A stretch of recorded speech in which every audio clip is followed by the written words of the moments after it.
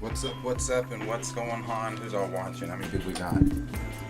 Shit. So we got a couple people in here. We got a couple people in. We appreciate everybody being here today. Welcome back to another live stream that we are doing. Let me know if that music is too loud, too, for you guys on that end. But like I said, we appreciate all you guys being here. We appreciate what you guys do for us weekly with the views and everything like that. We have several topics that we are going to go down and talk about with you guys today. We're going to talk about, like you see in the title there, the Phase 5 and 6. We're going to talk about the She-Hulk trailer, the featurette that came out. We're going to give you guys facts on T'Challa because there was a lot of ignorance out there that I've found that a lot of people are talking about.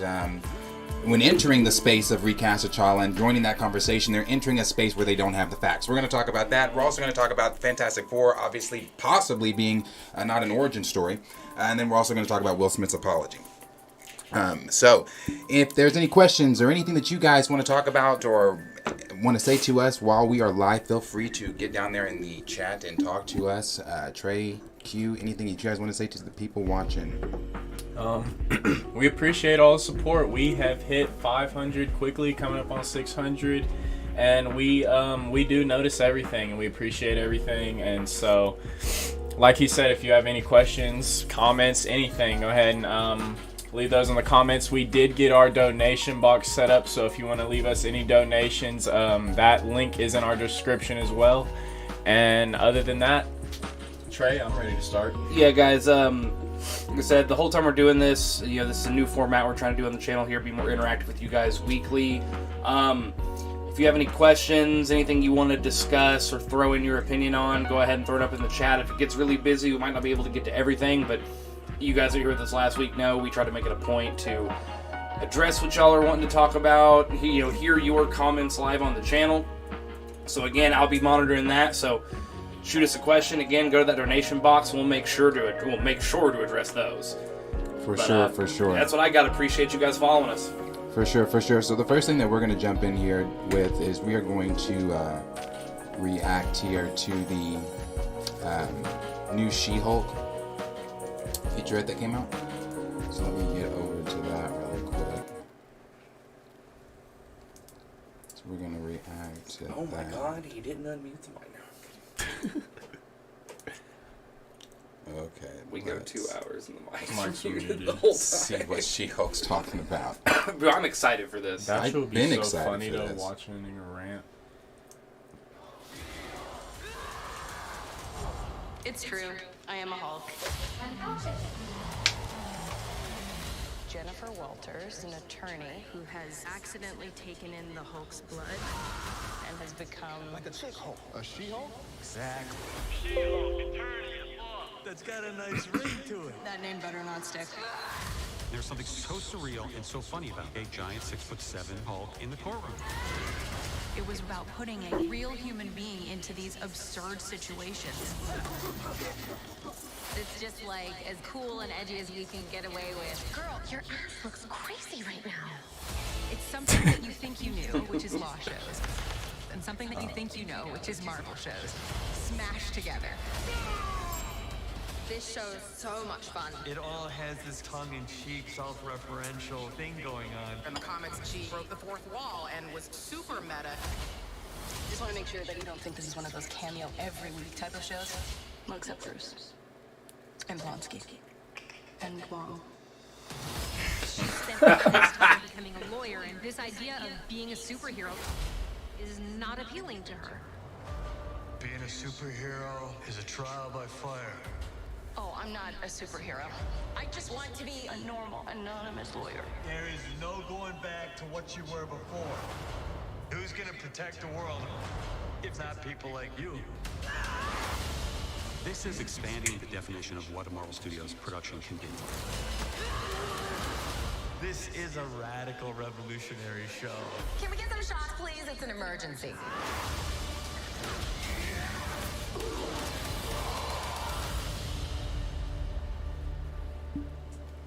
Yeah, I've been saying I'm really excited for She-Hulk. I think She-Hulk's gonna be really good. My only thing with She-Hulk, is at the end of this, if we don't get, I'm sick of Professor Hulk. If we don't get Savage Hulk back, I can't continue to see that but shit. Hearing that we're getting Secret Wars and everything, know what happens with Hulk and everything, we'd have to start progressing towards something with that. I hope so. Right. I don't see why he would just stay here and continue to do what he's doing. Like he's not a factor right now. Right. Well, man, okay, I'll say this. So whenever they first announced She-Hulk, right, I think the first time I heard about it was actually you informing me on this channel, right? And I think if you go back and find it, you can almost visually see my eyes roll to the back of my head. I was like, I don't care. It's not one of the series I give a shit about because we're in this swampy phase 4, or I mean phase 5. Phase 4, sorry. The swampy things are kind of going slow, and honestly, this is what I've wanted. I am so excited for it now because it is, you talk about interconnective tissue of the MCU. This is living in the MCU world now. Right. You watched, for those of us that watched Moon Knight, it felt like a separate entity of the MCU world. And even I'll go into... Yeah, Miss Marvel was a little better about it. That they threw out the references, and you did see certain the agents show up and things like that. Right. But this is like living inside the MCU. There's heroes everywhere. This is what I wanted to see, and it is so great that not only they choose to do this, but they're choosing to do it with the character that can comment on all of it. It's this great thing of She-Hulk is, she's a lawyer, she's a woman, she's walking down the street, and you see everyone getting ready to fight her, and she can just be like, y'all fucking see this? Right. I gotta do this now? And so, no, I mean, I think it... Yeah, this is one of the... I've been more excited for this than a lot of things. That's what I've been saying since the first trailer. Since that first trailer, it looked really fun to me. It looked not just fun, but it looked like my big thing that I'm always screaming about with the MCU, the connective tissue. The connective tissue is there. You see the other elements of the wider MCU just in a 2-minute trailer. And that's what I like about it. That's what I'm saying. If we're getting Wong, we're getting Blonsky, we're getting the clips of Daredevil, we're getting the mentions of other heroes and other things like that. Right. Yeah. That in a 2-minute trailer, I can only imagine what the 9 episodes is going to be like. Yep. So that's why I'm like, I'm super excited. Well, and I mean, I always throw it back to, I think I said it last week on our She-Hulk, the reaction trailer. Shang-Chi, when you see Wong and Abomination fighting, with it just happens, right? He just walks in and sees it. Being a fan in theater, for me, that was one of my favorite parts of the whole movie. Because it does give you that, as a Marvel fan, you can't tell me something like, and as they build their world, you'll see so many more of those moments where it's like, holy shit, was that just so-and-so? And even if they have nothing to do with the movie, they don't have any lines, any plot, any dialogue. It's just like, did you just see Cyclops run across the screen? Was that, did he just shoot a laser beam there? And it gives you that immersion into a world that they... I mean, it gives you what it's supposed to be. Yeah. It's supposed to be a cinematic universe. That's why when people say like things like, oh man, I wish we could just have a movie, a Marvel movie be a Marvel movie. Sorry, we're 30 movies in, and like 7 series. It's a cinematic universe. It's not its own thing. And not to mention that I'm completely opposite. Where I've gone through the standalone. I've gone through the origin stories. I've gone through all of it. We've built for this. We have, since we were children, basically, built for the stuff we're getting in this show. Right? This is a taste of what we're getting, and that's what we've been ready for. I'm sorry, but like, this whole New York being an isolated... But no, there's so many damn heroes that exist in New York, and we don't get to see them interact yet. Well, it's about time. Let's go. I'm definitely for that, but I will say this. Because I always say this. Because people said that about Moon Knight. And I'm in agreement with, like, we have now had how many movies and shows since Eternals? How many shows... And I guess movies too since Moon Knight, and not one mention of Arishem. That's what I was about to say. I'm waiting for someone to bring not one mention of Khonshu. Huge hands sticking up. Yeah, we still got. I mean, like I personally would like to think that's why Namor's pissed. I would think like the surface world is now fucking up with our, But even though I know that's not what that's not the line that they're going to be using, but there's just so much going on, like you said. But I will say. Just like I said in Moon Knight, when people were saying like, oh, well, you're telling me none of the other Avengers saw the sky moving. Well, yeah, they're the Avengers. They're not the Powerpuff Girls. They're not sitting around the phone waiting for the mayor to call. There's trouble, It's like... They kind of have a lot of shit going on. Yeah, there's a lot of shit going on. Now, I will say, I'm going to go ahead and give a shout out to ADCTW and Namor Khan both said recast T'Challa. All day. We are definitely going to get to that conversation. Will. And Namor Khan said MCU Professor Hulk is trash. And before we address that, most definitely, ADCTW said we need Thor Ragnarok Hulk back. So I thought I'd group those in. We need Thor Ragnarok Hulk back, and we need Thor Ragnarok Thor back. I mean, but that's the thing, because I mean, Hulk fans. I mean, Professor Hulk has a point in the comics, right? There's a story to it, but like, that's not why people are fans of the Hulk, right?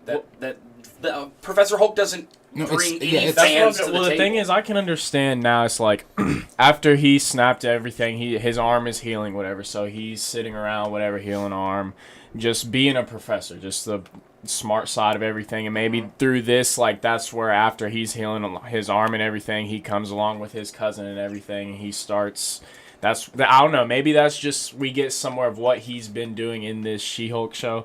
And then, but hopefully, like we've talked about, by the end of this, there's like no need for. It's time to progress his. And if anything, Mark Ruffalo deserves it. He deserves his story progressed because he's been around one of the longest, and he's played the character well. It's just they're not portraying it how we really want him to be portrayed. I think it's that, but it's also like when I look at Professor Hulk, the MCU version, I almost feel like it's the same thing that happened with Beast in the First Class movies. I don't know, they don't capture because even Professor Hulk, yeah, he's still dealing with Hulk issues though, right? Where this is the happy, fun-loving, haha. They're not capturing the tortured side of it, right? The Hulk is still a rageful person regardless. But I think it's like I was starting with. Professor Hulk don't bring any Hulk fans. Well, that's kind of like I was just about to say to what Q said. I don't give a shit what he's been doing as Professor Hulk this time. I don't care. Yeah, no, I feel like... I mean, because it's like, he's... Like, even, like, I've seen that meme on Twitter, comparing the clap he did against Abomination in the 08 version compared to the trailer. It's vastly different. Yeah, it is. It's vastly different because it's a completely different Hulk, and it's like... that is the most downgraded character in the MCU. I'm sorry. He's in the yoga pose. He's in the fucking That is the one major thing in Infinity War that made me scream was when Thanos shows up without even using the stones and beats the fuck out of the Hulk. I was like, hold on, excuse me? Yeah. Is this the same? It was Thor, Hulk, and Loki, right? No stones. I was like, hold on. Wait, no. It didn't work out for me. And then instead of getting his redemption, we get Professor Hulk, and it's like... Well, that's the Russo brothers saying that they just didn't know what to do with Hulk in that. And for me, I love the Russo brothers. But I'm thinking to myself, there's a plethora of fucking things I can think to do with Hulk in that movie. And this is the last thing I'll say about this. They had to sideline, because who were the three strongest people walking at that point? In Infinity War? It was the Hulk, Thor, and... Oh, okay, Doctor Strange also counts, so I was going to say Wanda. But Thor was hammerless, went through what he went through, had to go, so that's how they off-worlded him and got him, because he could have stopped the shit from the start. Hulk, they don't just have to weaken him. They had to just basically nerf him down and then make him, and that pissed me off, they made him a bitch. He was scared of Thanos. I didn't agree with that at all. Was that the implication? Yes, he wouldn't come out and fight. Yeah. Was that what it was? Okay, he got his ass beat, and he wouldn't come back out. Was just like, I don't want to fight. Does that sound like Hulk to you? I mean, shit. He got his ass beat. That wasn't Hulk to me either, so I didn't know. And then, the third would be... Well, Doctor Strange went to space, but then Wanda was separated with Vision, going through her bullshit. So they had to basically sideline all their strongest. And all the other ones, they found a logical, canonical way to do it. Hulk, they just said, hey, you're weak, bro. Well, Shout out Cornelius in the chat. We see you. They really ain't even make the Hulkbuster suit all that either. Bro was a bitch in the suit too. Yeah. I'll tell you when I saw Infinity War the first time. I do love that. And Iron Man says, "You want a piece?" And he goes, "No, but when do I ever get what I want?" He's like, "That's right, buddy. Here we go." And then I'm thinking to myself, "Fuck, Hulk's about to come out and about to beat." And when he didn't, I'm like, wait. Where's the green guy? Wait, what's going on? Why is Hulk not out? So, Yeah, no, I for me, it's just I wanted it to revert back to Savage Hulk, but it definitely looks like it's going to be a fun show. A fun connective tissue show, I think, leading up into the wider. I just hope if they sure. don't do whatever with him, and somewhere in this multiversal story, we'll bring in a different variant of Hulk or something. Because that is my issue with the multiverse. Is that it's such a bailout that you can be like, well, it's like, why do we have to take characters from a universe we don't give a fuck about? We've never spent time in. Right. To pull in who's not even going to be the same. They're not going to be, so I hate that shit. It's that, and I was reading when Batman does the Infinity Suit. Not the Infinity Suit, it's the Hyper Suit. Basically, it's the strongest suit he ever did. When they go and there's a point where Superman's in a dark dimension, and they're basically like, no Superman's ever survived this dark dimension. But your Superman is the prime Superman. That's the whole thought of R616. It's the prime universe. Yes. They are the best. It is. It's the best of the best. So so just like that argument, if any Superman can do it, it's the prime Superman. Just like if any Hulk could do this, it's 616's Hulk. They just got to... He deserves it, like Q said. They got to get him back. I know, rumored is World War Hulk, but, I mean, She-Hulk looks like it's going to be a good show. I'd be very happy if we got something for Ruffalo at D23 or some shit. Well, as annoyed as I am with Professor Hulk, I am still very excited for this show. This is a show that was not only not on my radar, I didn't care. Who gives a shit about She-Hulk? Is what I was thinking. Oh, I give a lot of shits about She-Hulk now. I'm excited for this show. Yeah, it looks like it's going to be good. But we'll move on from there. Move on from She-Hulk. We'll move on to earlier this week, in a recent interview, Kevin Feige had stated that the Fantastic Four, he didn't necessarily in the interview say that it's not going to be an origin story, but he did, that's from Deadline, Hollywood Reporter. It is from the Hollywood Reporter.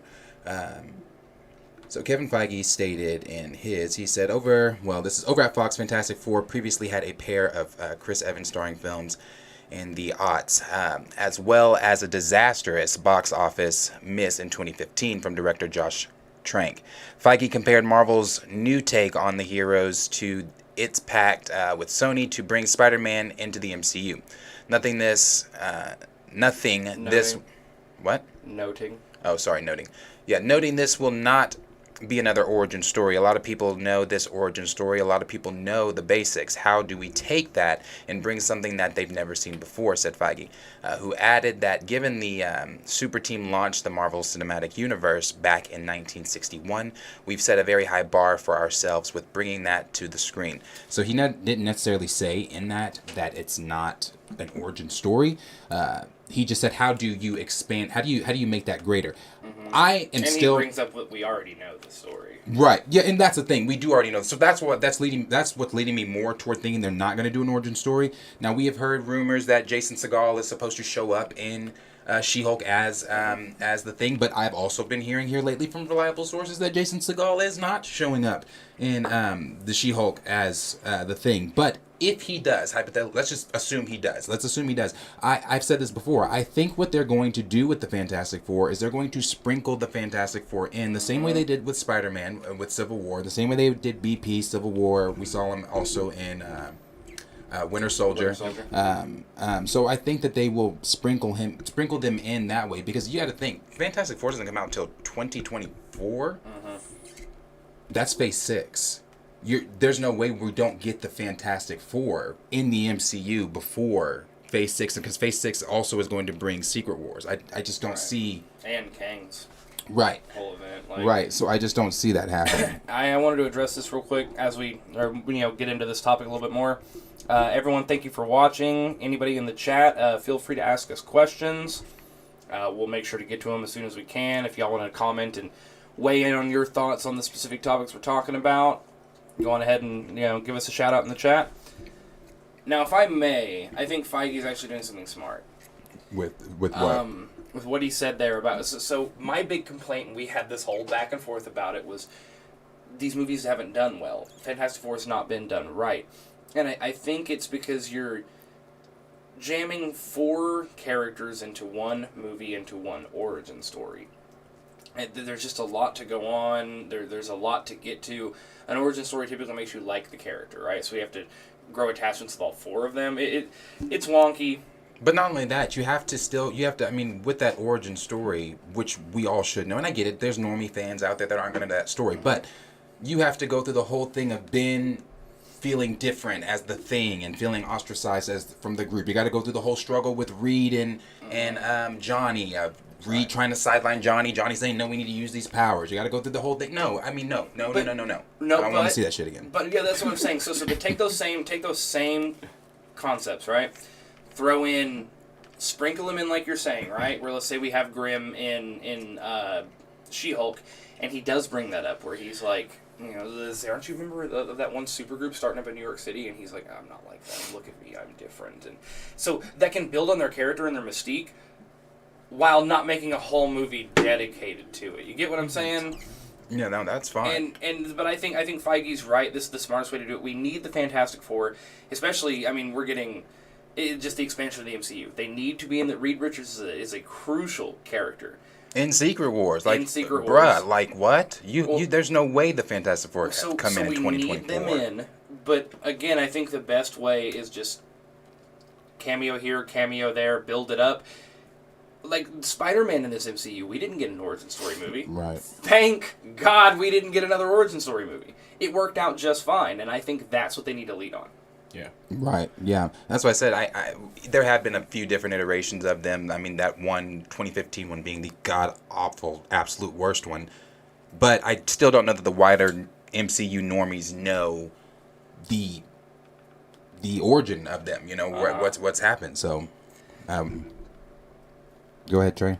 Oh, I was going to say, Sam, you're wild in the chat. He said he's trying to see Namor smash Sue Storm, and like, low-key, me too. Bro, he's so aggressive about it. Have you read those parts of the comics? Yes. He's straight up like, your wife is beautiful. I would fucking love her. I would fucking tear that ass up respectfully. But that's your wife. Yeah. He gives no fucks about it. And then at one certain point, he's like, she loves you. She'll never leave you. And he's fucking mad about it, but he's so goddamn... Yeah, like, I mean, the love that Sue and Reed have for each other is evident in Secret Wars. I mean, she betrayed them. I mean, she was undercover the whole time. They in the chat hating on Agatha. Though. You're not gonna. There's a couple comments about this in the chat. And you're not gonna agree it's with about this. Agatha. So how'd you know? You got the chat pulled up? No, he just said it. So yeah, they're basically a lot of people are saying no one got time for Agatha. Y'all better get the fuck off Agatha. And then following up with they're going to need to introduce new characters. Agatha's a perfect place to introduce new characters to keep interest. Hey! Man, y'all better leave Agatha alone. Agatha was one of my favorite villains. Maybe unpopular. She's one of my favorite villains of Phase 4. I thought she was great. The only reason I want an Agatha series is because we get she becomes. But I'm a big Richard's witch. godmother. I'm a big I like that witchcraft sorcery type shit. I was gonna say, is that even a way that boom you throw Frank Richards in there? Like, I don't know when Agatha comes out, but that's a way to cameo right Franklin Richards is one of those characters but I don't know, you want to avoid as long as you can because he's arguably the most broken character. Well, even at that, I was going to say, do you even want to go with Agatha, that story, that quick? Like, boom. She's Franklin Richards' godmother right after she... got out of West Point. The question, one of the main questions here is, where the fuck have the Fantastic Four been during this time? Well, where the fuck has there's a lot of people we can have. Yeah, there's a lot of questions we can have that question for. But I'm saying, like, this group, this important group. I mean, is important. Like, if they are the Fantastic Four right now, are we gonna see where they've been active as the Fantastic Four, or maybe not see it? Are they gonna like maybe news headlines or something in the background, or I don't know. Just like, I don't know. Are we just going to see stuff where they've been active in the MCU? They could also make it to where, like let's say the events of the last phase. I'll just basically everything of the Thanos saga, the Infinity War saga. I don't like the idea of them getting dusted. Are you going there? No. No, I was about to say, I'm so sick of that dusted shit. One or two of them could have been dusted, whatever, but no, what I'm actually getting at is they could still be new to their powers, right? They haven't been involved in this. They don't know what the fuck's going on, right? But now that we come back into a world where now they're showing powers are everywhere and they're more affecting the world around them, the Avengers are not here anymore. Now you're going to see people that were kind of... You could bring up the argument with but see, Johnny. That was the question. That was the question I was going to have too. What you just said, the Avengers are not here anymore. to us as the audience. But it seems like in the MCU, the Avengers are still active. It seems like that. They're having Avengers cons. People are talking about, like, I mean, you gotta think about even after before No Way Home and Homecoming, when Spider-Man was getting ambushed by all those people at Feast. Right. They were like, "Are you leader of the Avengers?" Like the Avengers, I don't think to the MCU civilians, I don't think the Avengers are disassembled like we think they are. Mm-hmm. So I don't know. Well, see, but when you're saying something like that, like where have the Fantastic Four been? You know, there's a lot of questions that they need to kind of lay out like that. You know, how did they choose to bring in the mutants? Who the fuck bought Avengers Tower? Because I've seen like 4 different ways that can go that reveals. To be the Baxter. Could be Baxter. Could be Fisk. I mean, it could be what is that? What is that energy company? Exron. Yes. Yeah. I know who you're talking about. Yeah. Yeah. It could be a lot of things, right? But that is a thing where they're gonna have to find a way to logically bring in a lot. I mean, mutants is the big one for me, where I'm like, because I've always thought the multiverse would be how it works. Because how are you gonna tell me all these mutants And up here? that's a great segue here into that next topic. And that was something that I had said the last time we talked about this. I did not say that this was the reason. I did not say that this was going to be the reason that we weren't going to see the X-Men. Mm-hmm. I said because we know everything coming out for the next 10 years for Marvel. At least we know some things that have been confirmed and some things that have been rumored for at least the next 10 years of Marvel. X-Men ain't on that shit. X-Men's not been on that shit. Nope. And it looks like X-Men's not on that shit because contractually they can't use them. There are certain characters that they still cannot use because they're still under contract. And what that means is, like, so for example, Michael Fassbender, who plays Magneto, if they want to use Magneto, they have to use Michael Fassbender. Marvel cannot go cast someone else to be Magneto. At least, we don't know if this is true or not. This is just what has come out.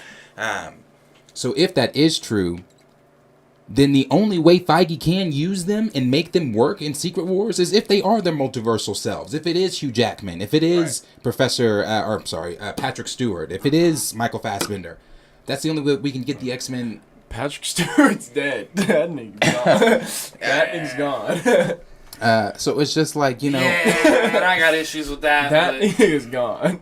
Yeah, so I mean, I saw the feats of X-Men '97. He don't die that quick. I mean, what do you take away from that there? What are your thoughts there on the X-Men possibly? So, okay, here's one thing that it is strictly due to contractual obligations. This is, in my opinion, the biggest flop that Marvel's had to deal with, because the most successful comic book, it's almost like the X-Men are a league of its own, separate from Marvel. If you look at, like, holding it, like the Avengers comic book, so on and so forth. Everyone loves the X-Men. X-Men puts ass in seats. They always have. I mean, go toe-to-toe with any Spider-Man comic any day. Go toe-to-toe with any Superman, Batman comic. X-Men is beloved. Right. And Marvel doesn't have them. Marvel's been doing X-Men stories without X-Men there. The best example I'll give you is WandaVision. That is what you get whenever you don't have Magneto. And I just think we have to wait it out. I think, the selling of X-Men was a terrible idea, and we just got to wait and see what they're going to do. Right. I don't want to see the cameos, or not the cameos, the like you're saying, multiversal cameos show up. To me, that's just getting my money. You're just taking my money and showing me, oh, look, he's kind of here, but not really. No, I'm willing to wait as long as you give me a strong deadline on when these motherfuckers are going to be here. Right. Yeah, I mean, we could see mutants, but it ain't gonna be like, you're not about to see no Wolverine. Yeah, you're gonna not see your gonna Negasonic. You're not gonna see. You're gonna see like Morph. I was gonna say you're gonna see these. You're gonna see these X-Men that aren't in contracts with Fox anymore. These no-name X-Men, these just no-name mutants that could probably name drop. I don't know if you can even use their name, but you could probably name drop Wolverine. Like, it'd be like, oh, I don't even. I mean, at that point, do you even want to do that? Do we know if the X-Men are even a thing at that point? See, I fuck with, like, because I want to see Wolverine, and I want to see Cyclops and Jean Grey, but I also want to see, like, fucking Spike. I want to Yeah. see Kitty Pryde come in. I Yeah. want to see the younger event. Like, that's the thing. That's why I'm saying, don't tease me with it. Bring me in. Bring it in when you can bring it in right. And you can have your X-Men team set up. You can have your young X-Men team being worked on. I mean, that's why I'm also excited for, like, the Young Justice that they're going to do. And I want to see these people. I do want to see the progression that it'll take. It's just, cameo ain't going to do it for me. Yeah, no, that's what I'm saying, though. That's the only way we're getting the X-Men. Mm-hmm. If this is correct, as of now, that's the only way we're getting the X-Men until 2025. I mean, Q, what do you think about the X-Men not?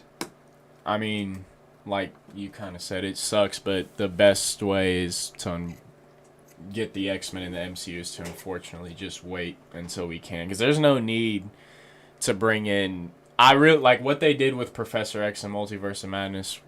It was cool to see Professor X, but what they did with them was... Trash. Exactly. It was terrible. there's no need to do it. It's terrible. And so I feel like Same thing with that's reboots. kind of what we'd get with some of these. If they did bring them in these multiversal variants, they know they don't really matter, so they'd kind of just do whatever with them, knowing that they could, whenever this contract is up, then they're going to bring in their real 616 here. So I don't know. I feel like it's kind of best to just shy away from them for now, just until you can get full access to them, just because there's no need to... I don't like whenever you take a character and do something just because you have access. Like, you might as well get the character and do whatever you want with them. If you can't do whatever you want with the character, don't touch the character. And that's what I'm saying. Could this be why they made Kamala a mutant?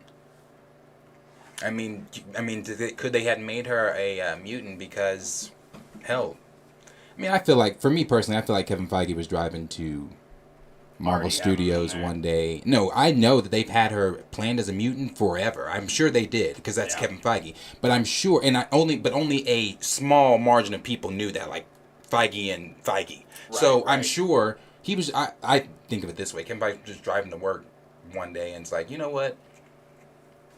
I'm gonna go ahead and tell these motherfuckers they can say mutant. So he can just go ahead and drop. Say the word. Just go ahead and drop the word mutant. Like, oh shit. Like, so I'm just saying, like, because you can't use. That's probably came up the big intercom mutant. Yeah, you can't use Rogue. You can't use. You can't use them. You can't use the X-Men. So it's like I don't know what they do there. But this one here says, let me just start it here. Most of the speculation has been that Disney/Marvel want to drip out their newly acquired IP to sustain the longevity of the MCU. But if this is true, the apparent delay in introducing the X-Men is due to being effectively legally prevented from rebooting. So we're gonna listen to this part here.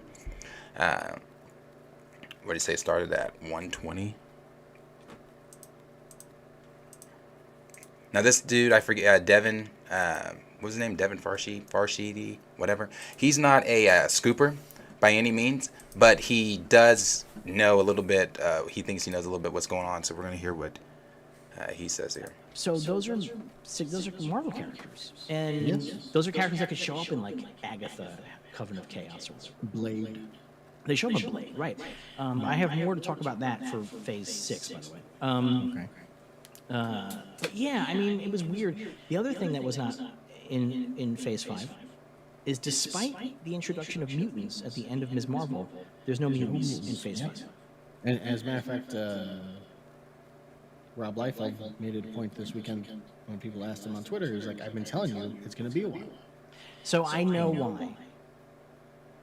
Why? I know why there's no mutants. I know why it's going to take a while. There might be individual mutants. There might be other characters that show up who are mutants. Introducing some mutants, yeah.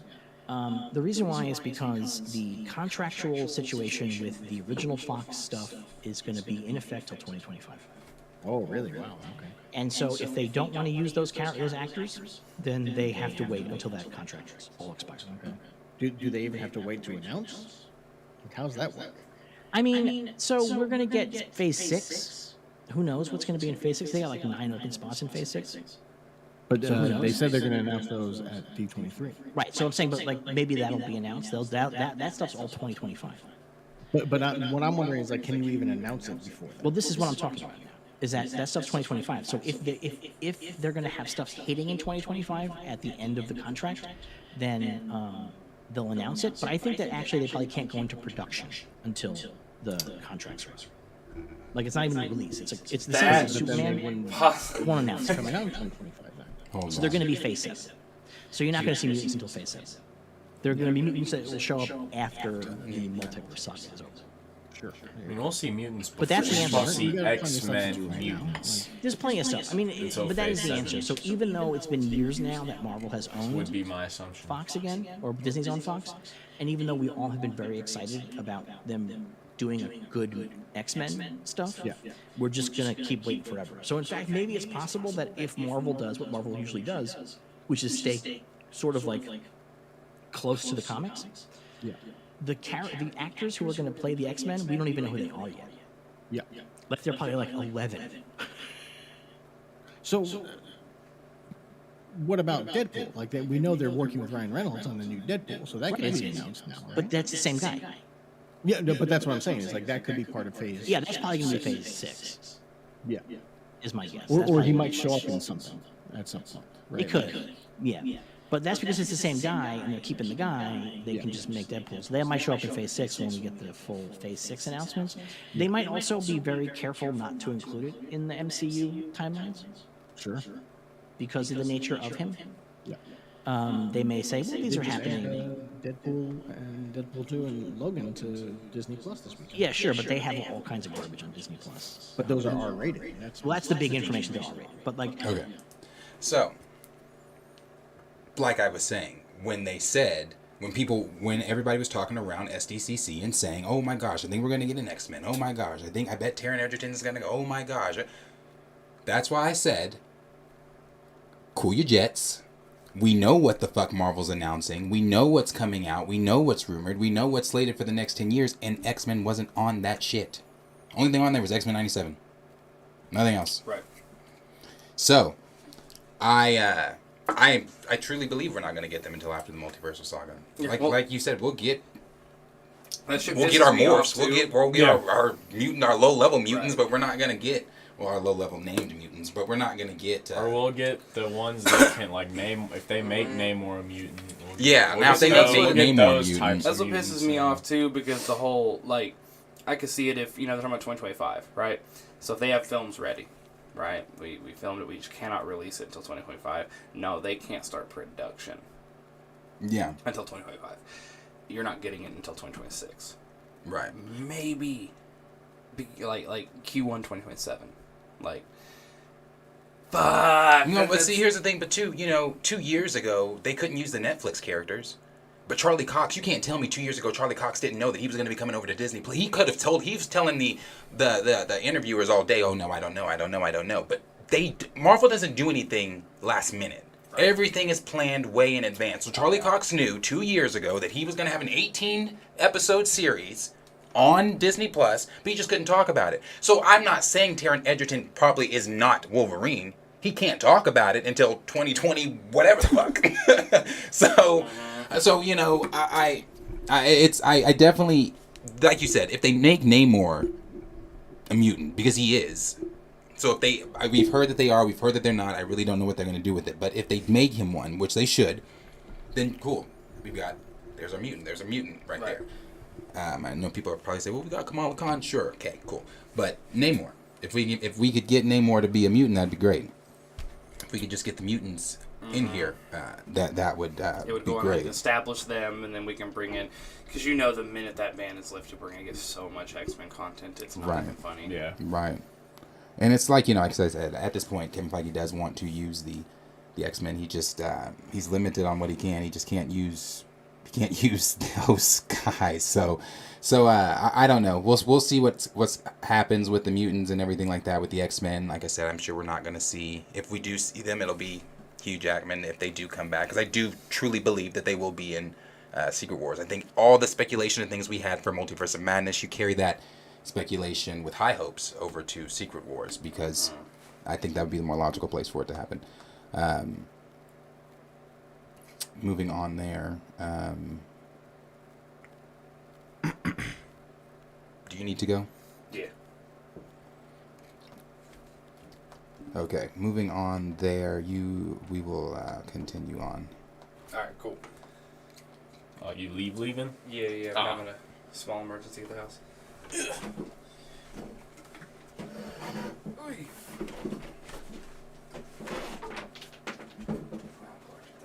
Are you good? Be safe. Take care of everything. Appreciate it, guys. Moving on there, it would be the Sony Spider-Verse. So, let's see. Let's move on.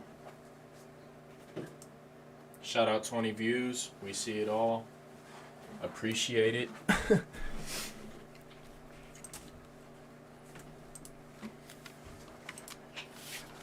my shit back up.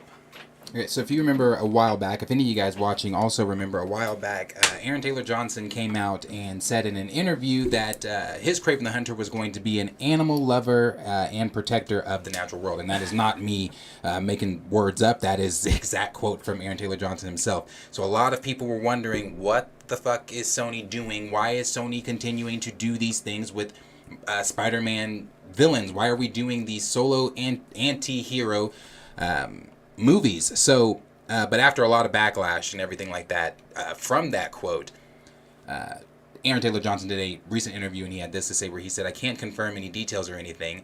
And also, I guess that was probably a little taken out of context and then run. I mean, I think you know what I meant. What really stated was that he was a protector of the natural world. I said, and he's a... What is this one? Conversationist. Which is probably more accurate. Kraven's a conversationist. I don't know Kraven to do a lot of damn talking. Conservant. Yeah, that's conversation. And then should have stopped there. Full stop. Maybe I'm illiterate. I know it does look like conversationist, but it look. Niggas in the chat, help me out. Go highlight that word. Highlight it. Can someone break that down in like pronunciations? He went on to say, "What I love about the character is that what is he humanizing is that he has flaws, right? Kraven is a beautiful character.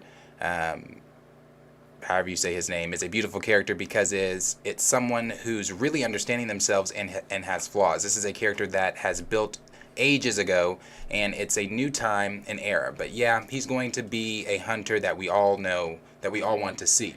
Yeah, absolutely. Okay. Sam in the chat said, man, the Kraven movie sounds bland. Kraven went from a hunter to a damn animal-loving tree hugger. Yeah, no, that's the thing. Someone else said that makes me not want to see it. Yeah, no, and I don't have faith. I don't have faith that Sony is going to do a good job. Ever since we first started reading, I haven't really, like, every time I see something about it, I'm scroll past it. Yeah. I'm not going to see it. Yeah, no, I have It's going to be the same as Morbius, most likely, with me. I'm not going to watch it. It can come out on Blu-ray. Yeah, Sony can't handle a... I appreciate it's a solo film like this. So Sony, it's like kind of like Kevin Feige warned them. You are rushing into trying to build a Spider-Verse when you haven't even tackled a good film yet. Yes, you got lucky with Venom. Venom 1 was good. Venom 2 was iffy. Morbius sucked. Madam Webb sounds like it's going to be some shit. And then you got Kraven the Hunter, where you've got Aaron Taylor Johnson jumbling words out here in a interview talking about he's going to be a protector of life and an animal lover. I just need to tell him to stop talking. Like, so no, I don't have faith in this. Like, stop going on your interviews. But it's like I always say about Sony. When is Sony going to realize that you cannot Spider-Man without Spider-Man? Why are you trying to do these films without Spider-Man? It's you had everybody on board to see Morbius, and then the minute you disconnected it from Spider-Man and you made it its own film, and then you re-released the shit thinking that people were serious about wanting to see it. That's so crazy. It's like how that movie dead ass flopped because they took all that Spider-Man shit out. Yeah, it's because, like I said, you cannot do Spider-Man shit without Spider-Man. Nobody wants to see that. It's kind of like, which we're going to get to, the recasting T'Challa. You are taking your franchise's main character out of the franchise. Who the fuck wants to see that? No one. So it's like, I'm not saying you couldn't do a Kraven film and make it successful, but you need to have Spider-Man in there. Why not do Kraven's Hunt? Why not take that exactly. comic, adaptation that onto the screen, adapt that onto the screen, and then have him hunting Spider-Man? And I mean, that's just society. That's what the and you know maybe some of the backlash from just people in general, because like them making him an animal lover could be like people saying like, oh well, now we've got this film where this guy is murdering animals and PETA and all, that's how people are. That's how people are. PETA, like that's how people are. I'm not even gonna say none of that. Cornelius say he's basically going to be the real Tarzan instead of a hunting beast. Yeah, that's basically what he's doing there. And I just don't get why, like you said, kind of. I mean, it's kind of how I felt about Namor at first, not being from Atlantis. I kind of got over it, but it's like you're switching things up that are a part of the character that you genuinely do not need to switch up. Like, like everyone who's a super, you don't even have to be a comic book fan to know that Atlantis in DC is fucking Aquaman, Atlantis in fucking MCU is Namor. I mean, it's not that hard to differentiate. They're not similar at all, except the fact that they're both ruler of Atlantis. Right. So it's just, I don't know. Producers, writers, creators trying to approve the major audiences, I guess, instead of trying to impress the people who care about the actual source material. Which, I mean, some of it's not a big deal and some of it is. Like, some changes we don't care about, like them making Nick Fury black and everything, we don't really care about. Just because we don't. Yeah, just because we don't. But some changes we do. Like them not recasting T'Challa. And one of the other things that they were talking about there, because it says some set leaks photos have come out for this, and you can look those ones up. But there's some set leak photos that have come out for Madam Web, and Madam Web is really starting to look like Morbius, honestly. And I was interested in all this. I was interested in all of this. I was interested in Morbius. I was interested in Madam Web. I was interested in the Kraven. After the last Spider-Man movie, everything that Sony was that they're supposed to come out with could have been so interesting. Like, I was interested in it all. Morbius, and we knew that the Venom symbiote was now in the MCU, and so they could do more with Venom now. It's just they had so much potential and hype after Spider-Man dropped, and now it's gone.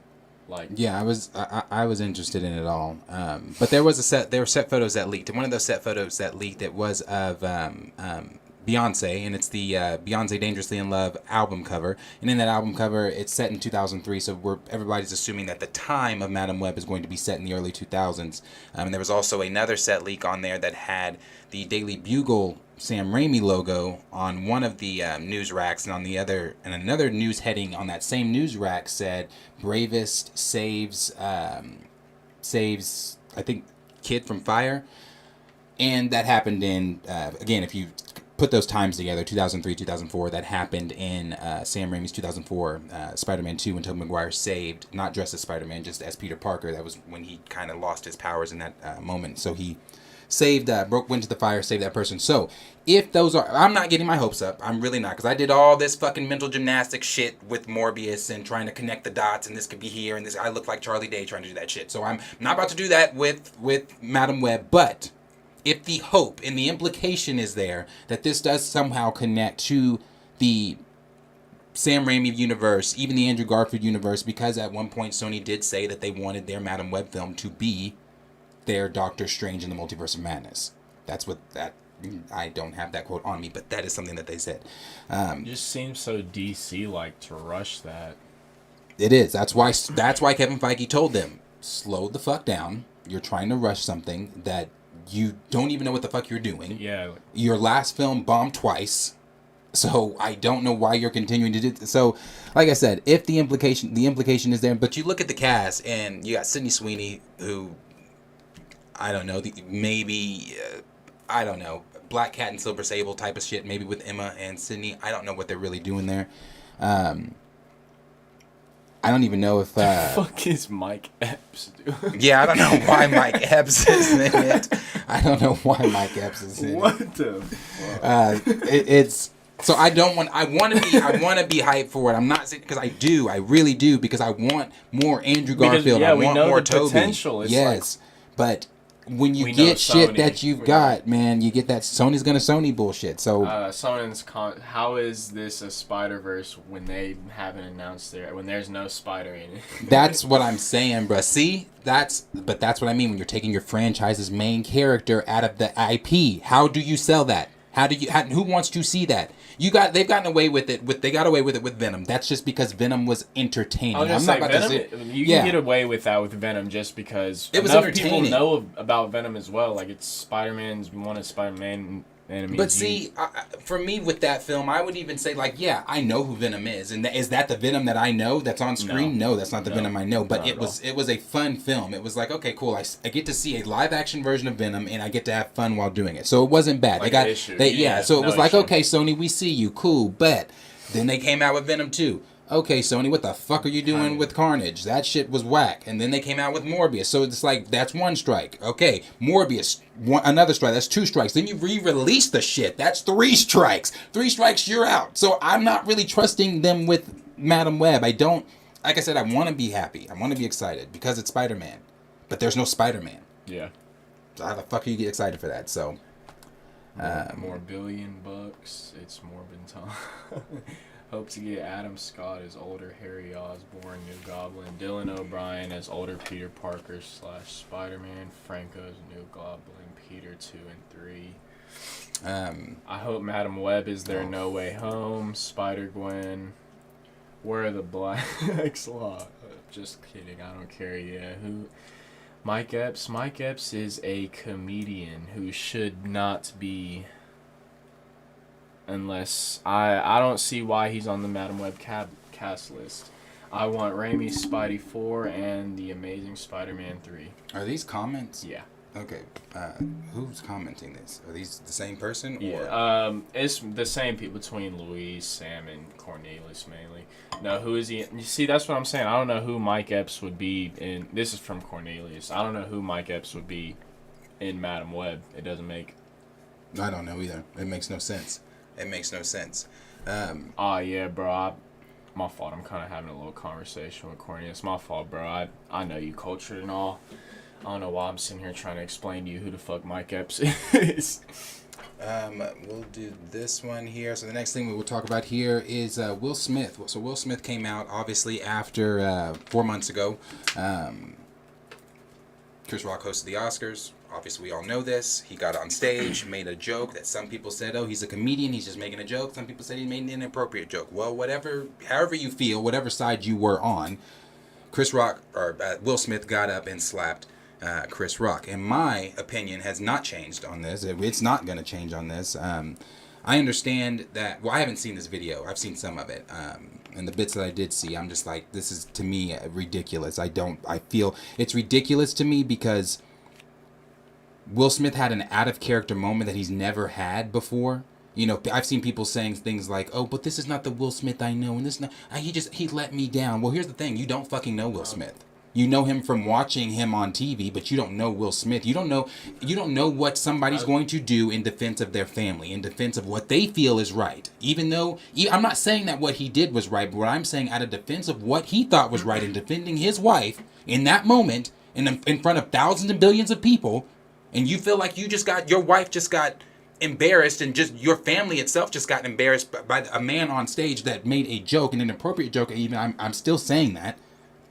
So I just don't feel that Will Smith has to. And then, I'm sorry, to backtrack it a little bit more, then you've got people sitting here, cancel Will Smith and he needs to be taken off of this and stop this movie. And I know when Bad Boys 3 was still announced to still be happening, you have people saying, well, why is this film still happening? But in the same fucking breath, you got people saying that these same people, it took Ezra Miller to take grooming a child for people to finally say, he's done. That's too much. No, fuck you. Him, bullshit. Him throwing chairs was like, oh, he's misunderstood. They're misunderstood, and they just need but counseling. Once they start touching a child, then it's like, now you realize. It's like, I don't know. You know, I don't know why people are held the on different pedestals or whatever. It does. Oh, I know why he's held on a different pedestal. I do know why. I know why he's held on a different pedestal. It's for me though. It's the sitting here talking about, well, this is not the Will Smith I know, and this is this and this and this. Bro, stop it. Stop it. He had an out-of-character moment that he's never fucking had.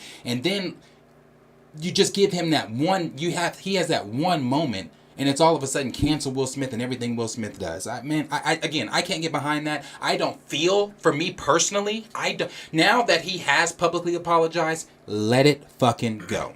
Yeah. And the reason I say let it go is because now this is a matter between the Smith family and the Rock family. This does not need to be talked about publicly anymore. So in my opinion, he should have not had get on here and apologize. What the fuck is he apologizing to us for? That I don't need your apology. Yeah, that should have been a private thing, but people were demanding this. But nobody's demanding that Ezra Miller be sit here and be apologize doing an apology video like this. No, for everything he's done, and there's a list, a laundry list. Can we go find that? Can we go find that nigga first? Like, bruh, like yeah, he's still missing, still evading the police, still fucking sending weird ass cryptic messages talking about I'm in another dimension. And all Will Smith did, and I'm not saying all he did, like I'm minimizing it, but what Will Smith did was defend his family for what he thought was defending his family and slapped Chris Rock. Yeah. We making it seem like he went up here and put a mud hole in this motherfucker. Like he stomped him. Like he beat his ass. He didn't beat his ass. He just slapped him. Yeah, no. So I have a problem with that shit. Sam said, because of Will Smith's stupidity, Bad Boys 4 was canceled. It's not canceled. Bright 2 is canceled, and all his other Netflix. Where was this energy when August was digging out Jada in his house? See, we talked about this. We talked about all this before. Yeah. We talked when 4 months ago when this happened, because I completely agree. But let's not forget, Will was also dogging Margaret Robbie. And he was also that. Like, let's not act like that wasn't just same energy both ways. So we don't know what goes on. I agree with you on the energy. Where was that energy when August was fucking on Jada? I agree with you with that. But my Cornelius said Bad Boys 4 was Bad Boys 4 is not canceled. It's still happening. But and like I said, I completely agree with you. Where was that energy? That energy wasn't there. But even with the August thing, we weren't talking about the August thing. Yes, the August thing happened in front of millions of people too, as far as tabloids go. Yeah. But we didn't actually see August fucking on Jada. That was just a rumor that was going around. And that, yes, Jada confirmed it. Yeah. She confirmed it on Red Table Toxic Talk. We know that. But I'm just saying, like, that, what happened, the embarrassment, he was there for that. That was in front of millions of people that he was physically there for. So he knew, like, he probably know he gonna win his first award and everything. Chris Rock probably know Will's gonna win his first award and everything. Black winning an award and everything. He kind of just fucked up the night. We talked about all that. Yeah, no, like I said, I'm not on anyone's side. I see Chris Rock's side because he is a comedian. So does that mean that we're saying now you cannot talk, you can't be a comedian, you can't make these jokes at the Oscars anymore? I disagree. I'm not saying that. I'm just saying but I'm also saying, because I've had some people, like Trey said that he, in that moment, would have just gotten up and walked out, got his wife and walked out. Me, personally, if I'm your wife, if I'm whoever for you, and we get in the car and you didn't defend me, the next question is going to be, well, where the fuck were you? Why didn't you defend me in that moment? Because I'm not going to get my significant other and just be like, oh, babe, let's just get up and let's go. It's not that big. No, fuck that. I admit, personally, I would have made a bad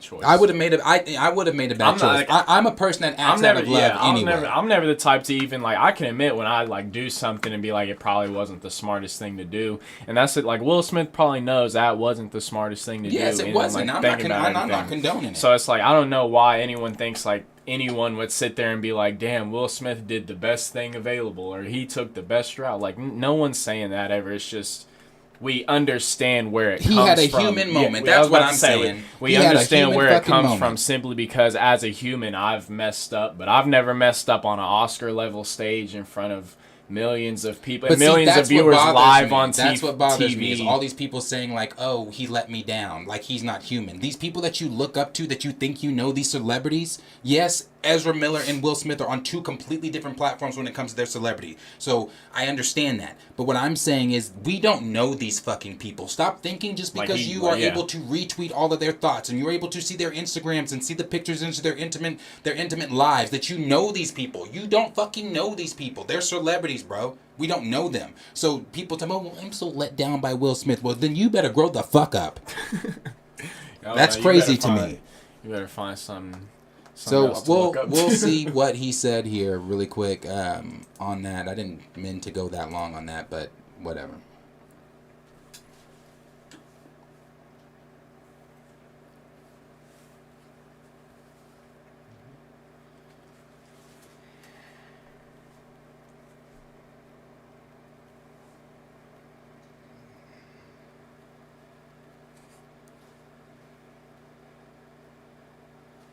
why didn't you apologize to Chris in your acceptance speech? I was fogged out by that point. It's all fuzzy. I've reached out to Chris, and the message that came back is that he's not ready to talk, and when he is, he will reach out. So I will say to you, Chris, I apologize to you. My behavior was unacceptable, and I'm here whenever you're ready to talk. I want to apologize to Chris's mother. I saw an interview that Chris's mother did, and you know, that was one of the things about that moment. I just didn't realize, and you know, I wasn't thinking, but how many people got hurt in that moment. So I want to apologize to Chris's mother. I want to apologize to Chris's family, specifically Tony Rock. You know, we had a great relationship. You know, Tony Rock was my man, and this is probably irreparable. I spent the last 3 months replaying and understanding the nuances and the complexities of what happened in that moment. And I'm not going to try to unpack all of that right now, but I can say to all of you, there is no part of me that thinks that was the right way to behave in that moment. Bro, that makes me say he should not have to be sitting up here doing this, bro. That thinks that's like, the what the optimal fuck? way to handle. How many stars in Hollywood have done much worse, and you don't see them insults. getting on YouTube talking about, oh my gosh, guys, 4 months later, please, please, I want to answer some of the questions that I'm still fucking getting. Like, what? No. It's like, you know, I made a choice on my own, from my own experiences. And that's, maybe I'm biased because I'm such a big Will Smith fan. I grew up on the Fresh Prince of Bel-Air, but that's just like, nah. I'm sorry, babe. And say sorry to my kids and my family for the heat that I brought on all of us. To all my fellow nominees, you know, this is a community. It's like I won because you voted for me, and it really breaks my heart to have stolen and tarnished your moment. I can still see Questlove's eyes. You know, it happened on Questlove's award, and you know, it's like I'm sorry really isn't sufficient. What would you say to the people who looked up to you before the slap, or people who expressed that you let them down?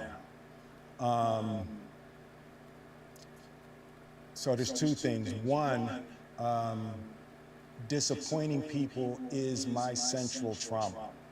I hate when I let people down. So it hurts. It hurts me psychologically and emotionally to know I didn't live up to people's image and impression of me. And the work I'm trying to do is I am deeply remorseful, and I'm trying to be remorseful without being ashamed of myself, right? I'm human, and I made just don't get a mistake, and he already apologized once. I just don't get it. I'm trying not to think of myself as a piece of shit. Why is he having to double apologize? So and then come I on here would and then say talk to about those like, people, why is he? I know why is it he having was to share personal confusing. shit? I Like know we it just was shocking. bruh, like, but I promise you, I am Sam deeply says that devoted humiliation and committed ritual. to putting light. That's and exactly love what it is. and That's joy exactly what into it is. the And that's where I world. was gonna go with it. And, But you that's know, exactly what it is. If you hang on, I promise we'll be able to be friends again. I never stopped being your friend, brother. I was gonna Shit. say I didn't need that. I did not need that at all. But it's been killing me because this is how it's been circulating with people saying, "Well, finally he apologized Yeah, no. once already.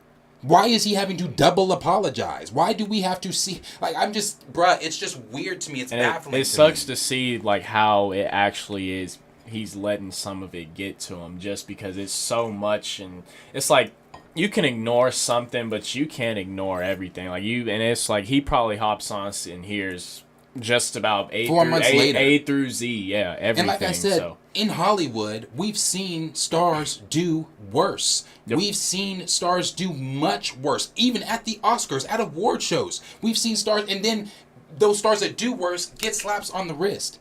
But then Will Smith, again, I'm going to continue. I don't care. I'll die on this hill. A human moment. Got up, slapped Chris Rock, inappropriate joke. Boom, bang, it's over. He apologizes. That should have been it. I was gonna say, you like, can talk like 2 months. like we said in our video when cool. we first made. Like we, I don't know if Trey said it with us, but if it was me in the city, I would understand if they would have like if he was to like get up and just start punching on him or because he could have. Yeah, it's bruh. different. Like if he would have beat his ass. That's what I'm saying. But it's like. All it was, in all honesty, was just disrespect. Like to that's walk what up, it was. He disrespected him in front of live television, in front of millions of viewers. It was disrespect on both ends. It wasn't. And he made the Oscars look bad, and that's really he made a bunch of white people business on look bad and whatever. So that's really why everyone on social media is talking about it. Like we talked about before, I haven't really seen any black men, women tripping on Will, talking about he needs to do this, that. So, I don't know. It sucks that everything like this always boils down to something with race, in my opinion. Well, but it's it's said just that honest. Too at the beginning. But it's like I said too. You know, I've been in that situation. I said it in our video 4 months ago when my sister had an altercation with her manager. I went up there in defense of my sister, not planning on hitting that bitch, but it just happened. It just happened because of how disrespectful that happened, bro. Like, it was just a click, slap, you know what I'm saying? So, but I'm just saying, in defense of my sister, I will do it again. I don't care who it is. I don't care who steps in front. In defense of my sister, I'm going to do that because if I feel like you've disrespected my family, how I feel Will felt in that moment, yeah, I'm going to defend my family. And yes, are there better ways that we can we conversate? Yeah, we can do all that. But again, you have to remember, we are humans. And he had a human moment. So, stop the bullshit. Cornelius said, y'all believe in that Hollywood pandering stuff, like actors have to do certain things not to be blackballed? I do to a certain extent. Like, I don't want to get all into it, but I definitely do believe in that Hollywood bullshit. I believe in our community. Yes, I believe in our community that we already have a mark on us. We're black. That's the first mark. And if you're a black male, that's 2 marks. So then when you are a black male or black celebrity or whatever, I feel like they want you to, it's kind of like the conversations we've had about this stuff in general. If you step out of line, if you step outside the agenda that is set for you, then you become a problem. It's like Moses Ingram. When Moses Ingram stepped into the Star Wars community, no one had a problem when they found out she was cast as the Inquisitor. It was her role as the Inquisitor that people had a problem with. And yes, the character was shit. I'm not arguing that. The character was shit. But people going to her inbox saying, calling her a nigga this and nigga that and you this and you that and you're not going to be the first, you're not the first, all that type of shit. Death threats. The death threats.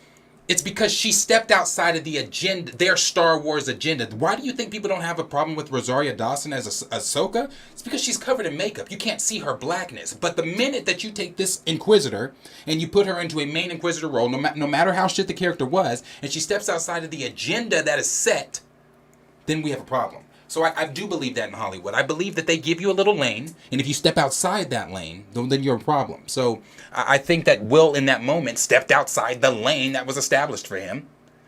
And now everybody in Hollywood a lot of people talking about, oh, this is this and that, and this and this and that, and he needs to do this, and he needs to do that, and cancel this and cancel that. But meanwhile, Ezra Miller's all in swerving in and out of everybody's lane.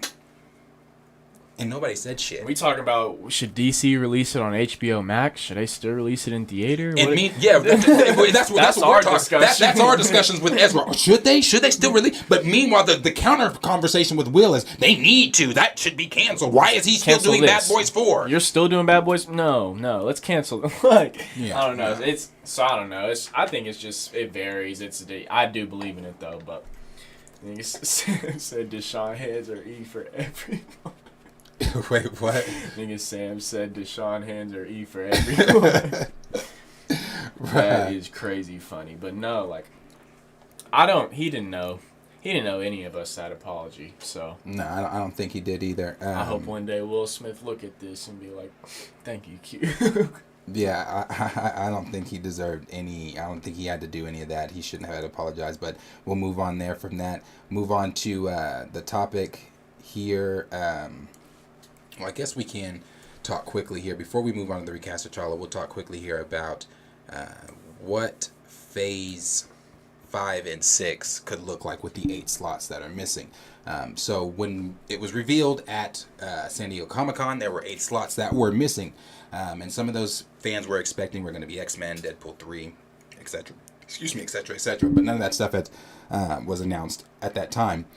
So we'll kind of talk about some of the projects that could be happening or that might show up on that slate there. They had that huge panel. Let me see here. Let's see.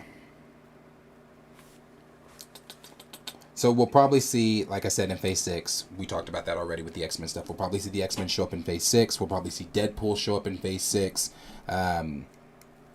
Obviously, this will be stuff for the events of Secret Wars. Again, we won't see the X-Men probably until the end of Secret Wars, or at the end of the multiversal saga, at least. We know that we may likely see Armor Wars that could be involved with Doctor Doom. We could be even seeing, because Doctor Doom and obviously the involvement of Wakanda. Everything that's going on with Doctor Doom right now, we know Secret Wars is involved, so we could be leading toward Emperor God Doom. Nova could be announced in Phase 6. We could be seeing... we need the Wonder Man series. The Wonder Man series.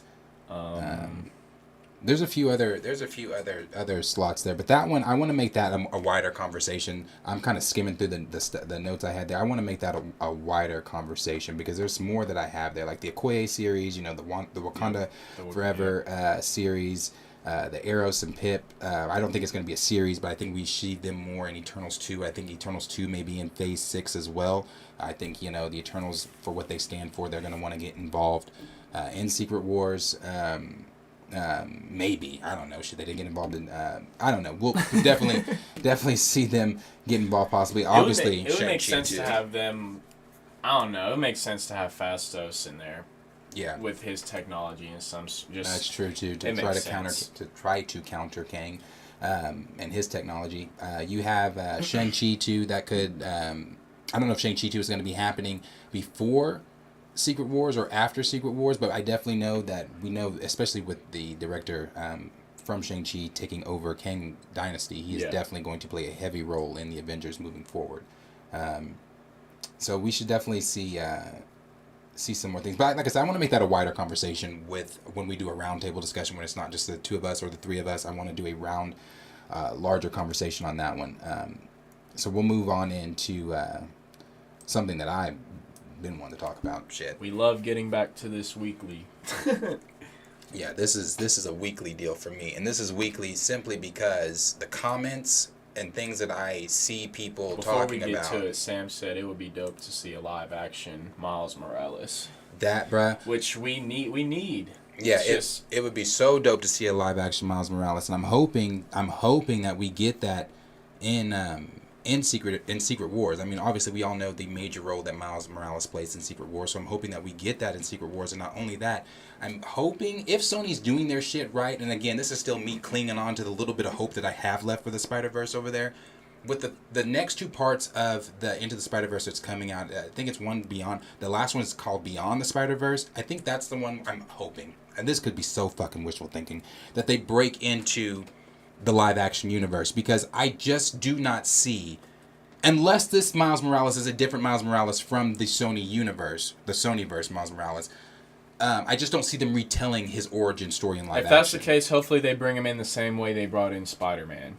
Yeah. He'd cameo in something, but there'd be no need to redo his whole origin, especially after how popular Into the Spider-Verse was. Everyone's anticipating the next part 1 and 2. Mm-hmm. So I'm hoping that Beyond the Spider-Verse is that. But I agree with you. It'd so be dope to see a live action Miles Morales.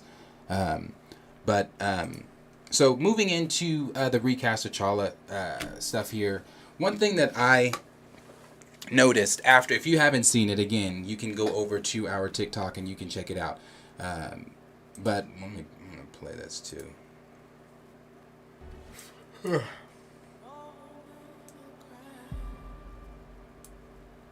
But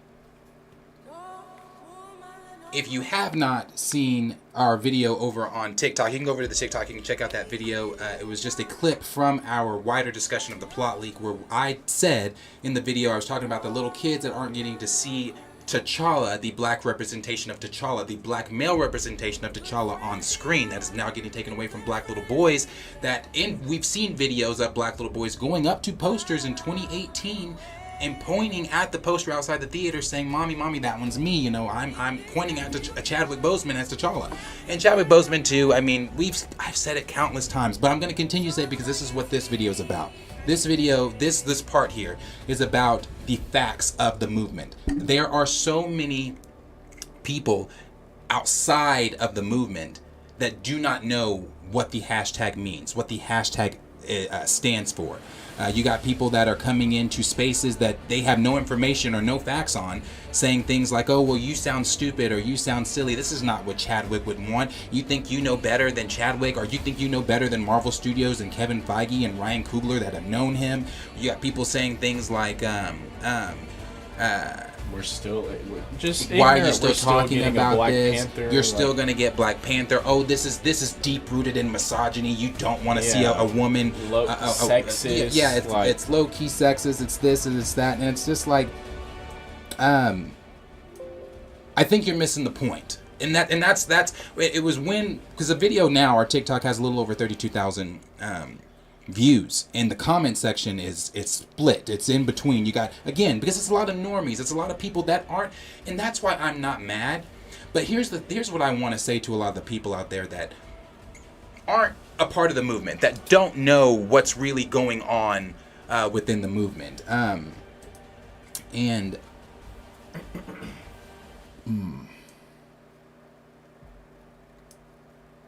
Anyway, yeah, that don't really know what's going on with the movement. I want to say,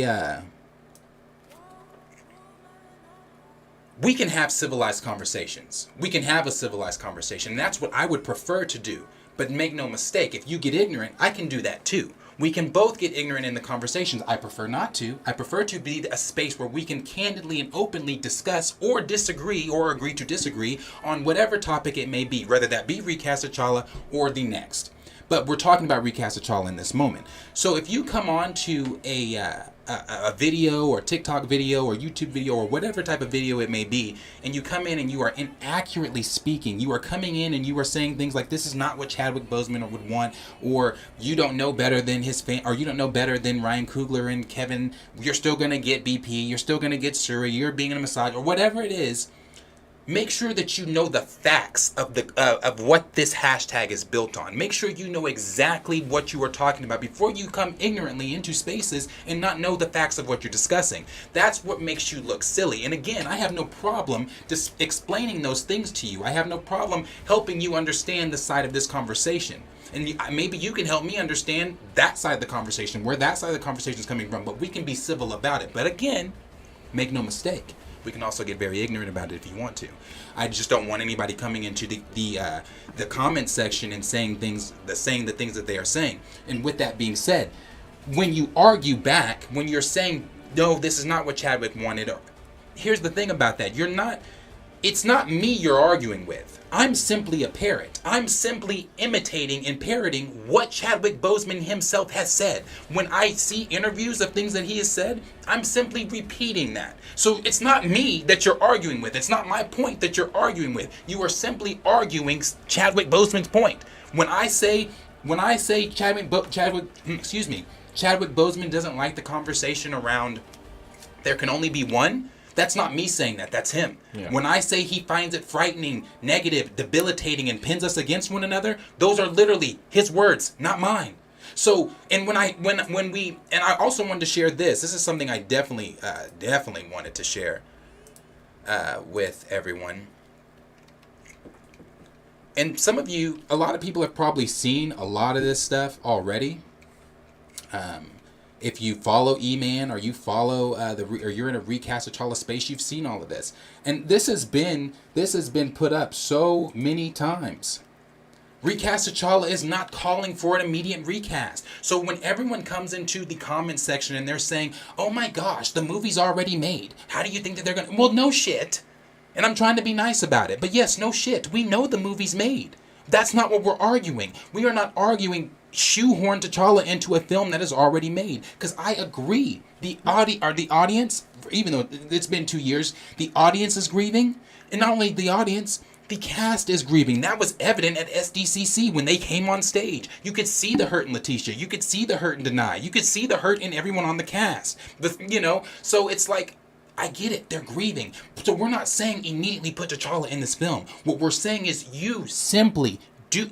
Bro, I don't know how many more times I can say it this simple. You simply do not have to kill the franchise's main character. We were just talking about this in our last piece of our live with Spider-Man. Everybody was saying, "Oh, I'm not interested in the Spider-Verse. Oh, I'm not interested in Morbius. Oh, I don't want to see Kraven. They've already let me down with Morbius." People were let down with Venom 2. But it always comes back to one thing in that conversation.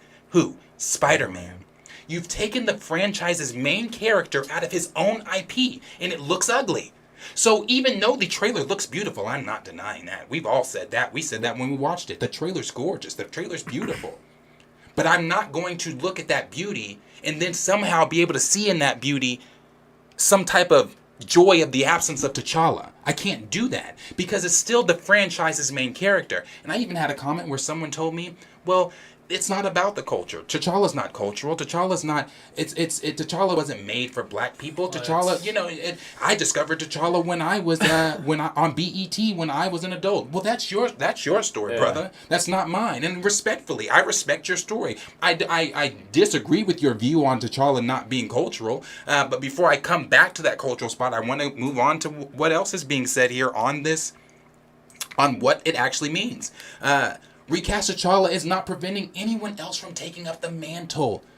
As I've said in this video, as you've said in videos, as Trey has said in videos, as everyone has said in almost every recast video, it is not about a mantle. It has never been about a mantle. We don't care if Suri wears the costume. Hell, I don't care at this point if M'Baku wears the costume. I don't care if... that's the point I'm at with it. Like, I don't care. Don't give a fuck if Bucky Barnes, White Wolf hopped in. Yes, the White Wolf. You want to White Wolf it up and you want to put him in that and the silver arm and all. You want to have him be Black Panther? That's fine. That's fine. Because that's not what it's about. As long as T'Challa's there showing them how to be the Black Panther, T'Challa's there still governing and being the king of Wakanda. T'Challa's still there being a father to his son. T'Challa's still there, maybe possibly getting married in the MCU to Storm. Those are things we want to see. And some of you may be tuning into this video, some of those things I named, like T'Challa being married to Storm, T'Challa having a son, T'Challa's important role in Secret Invasion and Secret Wars. I mean, I can go on and on with that stuff. Those are stories that you might gotta read. But what I'm saying is, it's so important. He's such an important character. There's so many things that have not been fleshed out with his story. We've seen one movie in a handful of cameos that tell us nothing about T'Challa in the MCU. All we saw was he was pissed because he thought someone murdered his dad. I was going to say, I can tell you in 10 seconds what his story is in the MCU. He chases Bucky because he thinks he killed his dad when really Zemo did it. He ends up becoming cool with Bucky. First movie, open or not, he wants to open Wakanda. Killmonger arrives. He knows about Killmonger, killed his uncle, whatever. Boom, ends up fighting Killmonger. Killmonger kills him. He comes back, or he doesn't really kill him. Boseman comes back. Boom. I mean, kills Killmonger. And starts to open Wakanda. And that's the thing too. We have not seen the ramifications of him opening Wakanda. We have not seen how the people of Wakanda that do agree with it being open and the people that don't agree with it being open, because it's open. It is open. It's open. And their relationship in the comics, for those of you, because I have people saying, "Well, have you picked up a comic? Do you not realize that other people have been the Black Panther?" Again, I do realize that. But it's not about the mantle. That's just not what we're discussing. We are simply discussing do not kill the franchise's main character. Not only that, too, you see Shuri, and I'm not knocking Shuri being super smart and one of the smartest beings in the MCU, but you downgraded T'Challa's intelligence to give that over to Shuri, but that's not what Wakanda is. I keep seeing people saying, like, well, why can't black women have this? Why can't black men and black women both have this? I don't know if you're confused about what Wakanda actually is, but Wakanda's supposed to be what a nation, what our community could have been had we not been colonized. What our nation could have been, were we able to actually learn, read, write, all that type of stuff.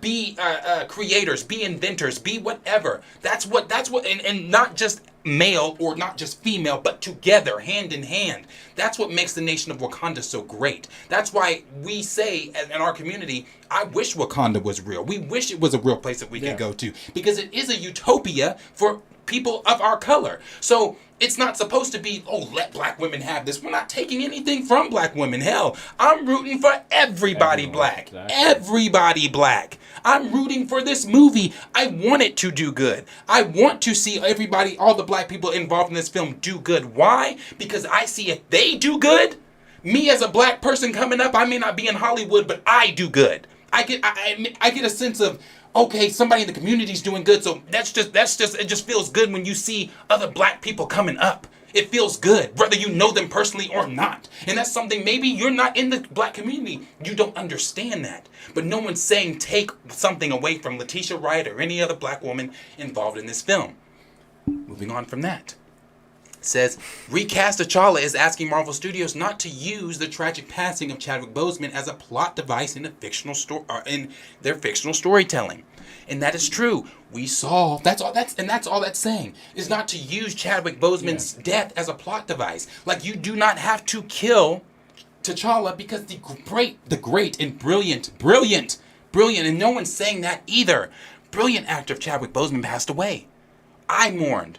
You mourned. We all mourned. But what we're saying is, we mourned.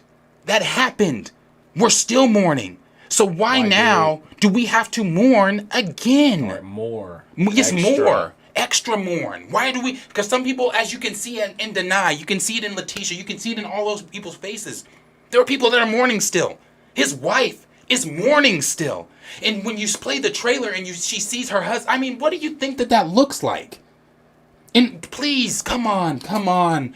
Negative Recast Tchalla people, you have to understand that. You have to put yourself, be human enough to put yourself in someone else's position and see it from their point of view, not just from your narrow-minded fan position. Empathize. Yes, be able to empathize with someone. And do you not have that empathy? If you don't understand how they're using it as a plot device, it's like that mural they have in the trailer. It's like they didn't have to put that in the trailer. If they even want to use the mural, okay, but it's like they could have surprised us with that opening night when we go to see the movie. A big surprise. Look at this. Honor of chat. Then that's like, okay, cool. It's like, but you put that in the trailer to actually get people to be like, oh, confirm he's dead, essentially, a mural, have a little funeral scene. It's just like you're trying to sell tickets to make us wonder what you're gonna do next. That's how I feel about it. You're trying to profit off of people's grief, and again, I was about to say, which another way would be using his passing as a plot device, right? And you don't have to. You just do not have to. Like, again, and I've used this example, and I've seen other YouTubers and other people that talk about Recast Tchalla in this space use this example too. But listen, I'm being honest, and Spider-Man is one of my favorite Marvel characters. I anything with Spider-Man, I'm all for. I'm not like, even though Spider-Man freshman year pissed me off with it maybe canon, maybe not, if it's in a different universe, whatever, it's still Spider-Man. I'm gonna watch the shit out of that because it's Spider-Man. I love Spider-Man. I don't care what version. I love Spider-Man. Same with Black Panther. I don't care what, if it's cartoon, if it's I'm gonna watch it. I'm gonna watch it because I want to see T'Challa. I want to see the Black Panther. I want to see that story. But what I'm saying with that is, God forbid anything happened to Tom Holland.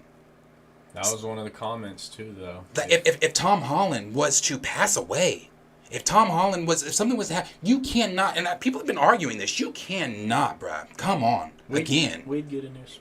Yeah, of course we would. You can't look me in my eye. Especially after Kevin Feige came out the other day and said he is our most tokened character. He is. I don't think he might have been talking about Tom Holland a little bit, but he was talking about Spider-Man.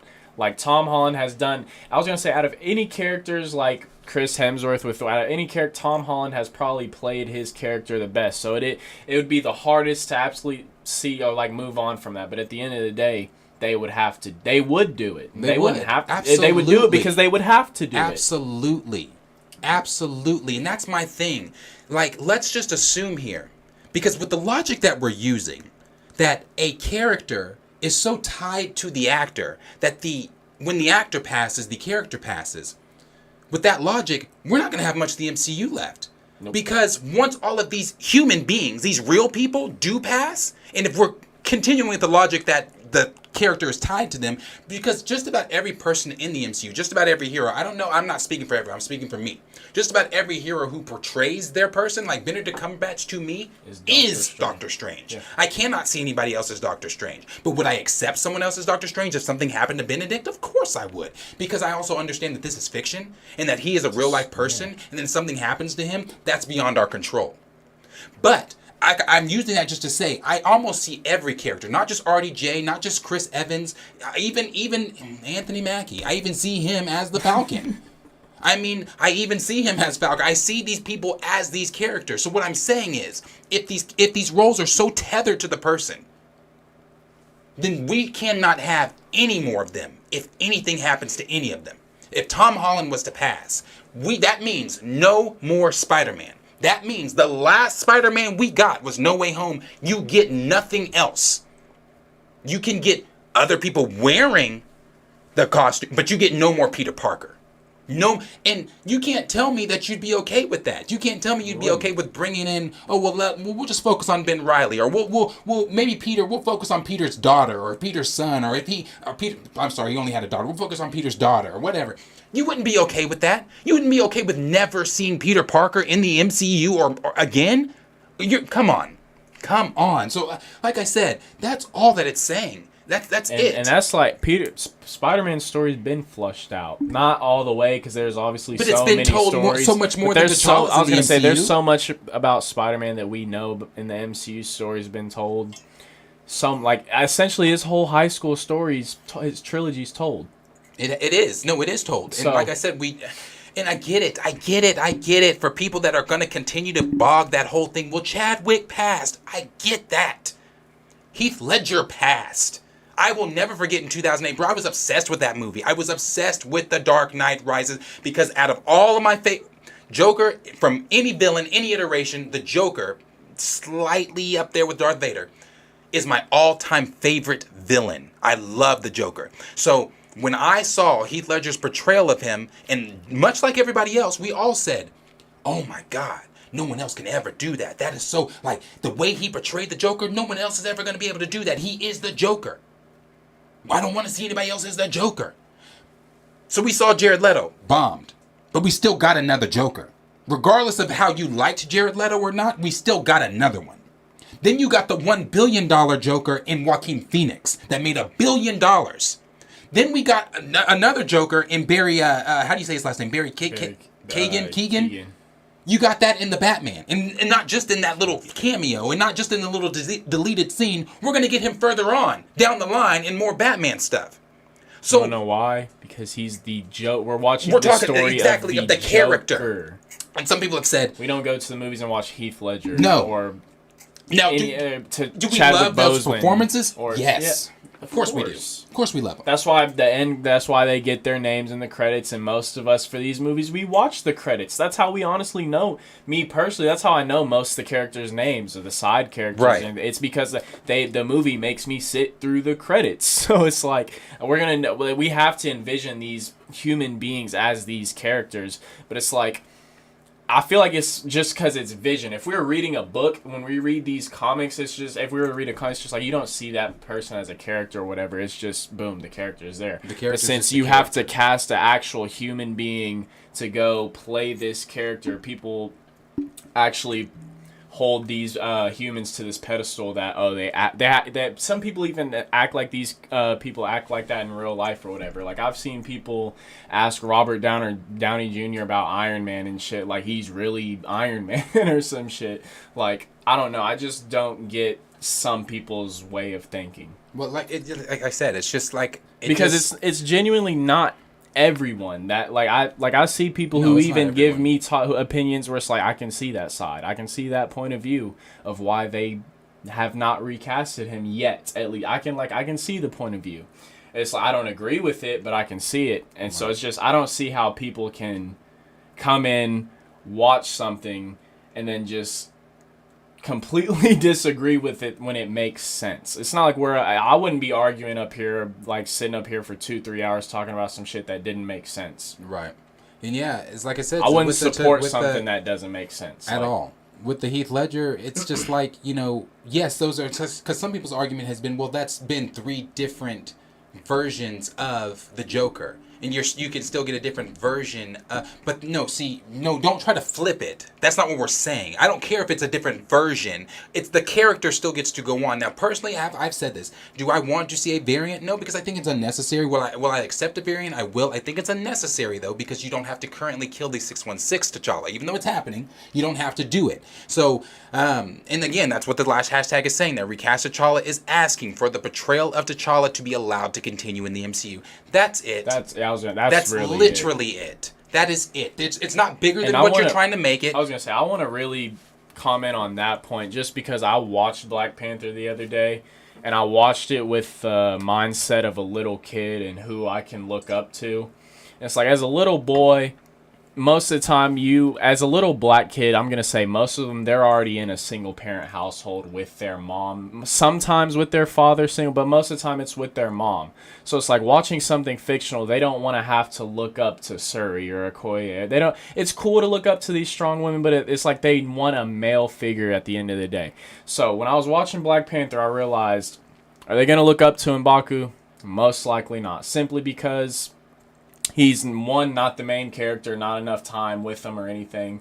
So it's like when you're watching everything with T'Challa, you see his relationship with his sister, with Shuri and everything. You see that dynamic. Like whenever Killmonger's about to kill her and everything, and he breaks through, you see his real anger and power, but he breaks through everyone and goes and saves her. And you see the actual relationship. Or you see whenever at the end of the movie he goes to the real world and starts opening Wakanda, and he starts just these relationships with the little kids and everything. You see the way T'Challa actually handles certain situations and everything that makes you want to look up to him as like this fictional character and everything. It's like, yes, Shuri and yes, Okoye. Okoye is one of my favorite characters just because the way she leads the Dora Milaje. Like it's inspiring to me. The way she said to even Nakia, the way she said to Okoye when they had their argument, it's like, are you gonna defend your country? She's like, no, I'm gonna save my country. That whole little thing, it's like you can look up to these women. I'm not saying that at all. Like and that's what they're for. That's what they're for. I was gonna say that's what they're for.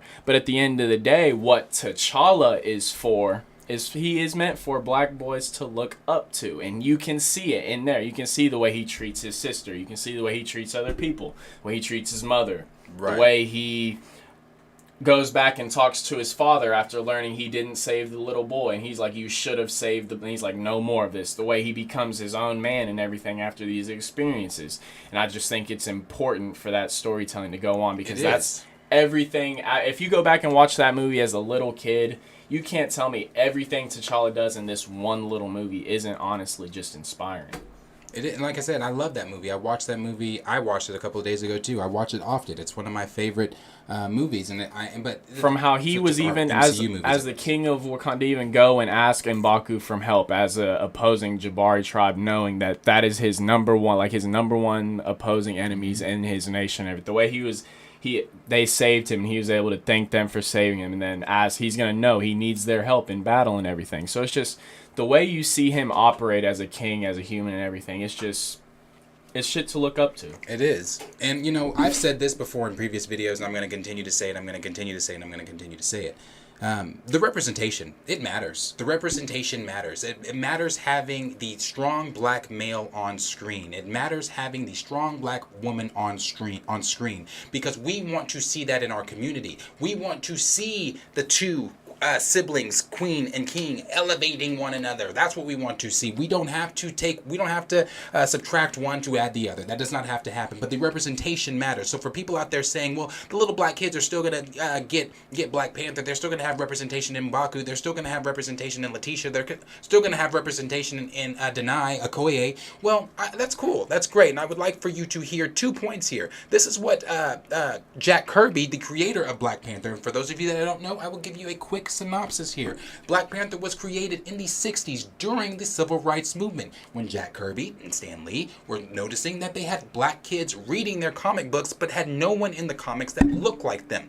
Representation matters. So they created T'Challa, the Black Panther. And when they did that, he was the first leading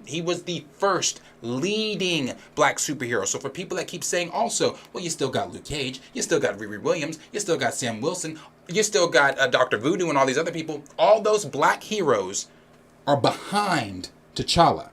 They are behind him because he is the leading. Behind T'Challa, and then the next one would even be Blue Marvel, I think. Yeah, Blue Marvel. That's another one that's up there with him. Oh, he's the one right next to T'Challa, So it's like the representation of having the first leading black superhero on screen. That's what, and it's important. It's the historical importance of T'Challa. There are moments in the comics where T'Challa's kicking the shit out of the KKK, and that it's like those are moments that were in that time that was representation for us. That was think about that during the Civil Rights Movement. Little black kids and black girls and black men and black women were still getting hung. We're still by the KKK. We're still getting Norman, where we live, for those of you from Norman, if you didn't know, Norman used to be a sundown town where if you were black, you had to be in by a certain amount of time, or maybe the KKK was about to be running rampant around here. And that's in other states too. So when you see that, when a black child, think about a black child in the 60s reading that and then being afraid of the KKK, because you can't sit here and tell me, oh, that wasn't a thing. It was.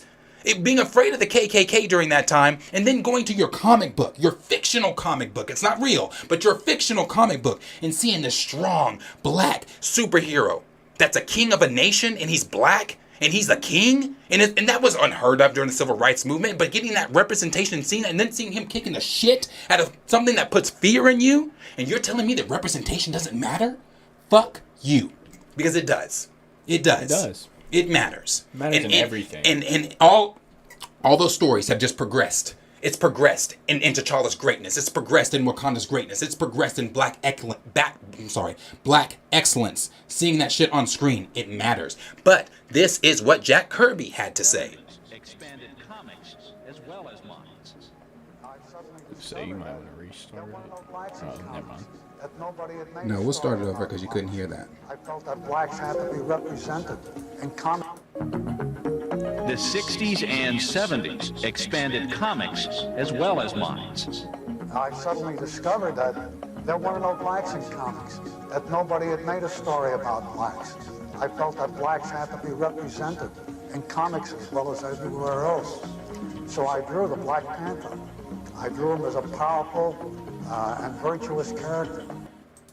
And again, that's Jack Kirby. That's him talking in the 80s or whenever that was, the 60s, about how important the character was, about representation, about all those things. So again, when you're saying that, and I'm just going to add this too to what Q was just saying about, yes, you're getting Letitia and Denai, you're getting to see how important that those characters are, but this is again Chadwick himself discussing how important just his character alone is.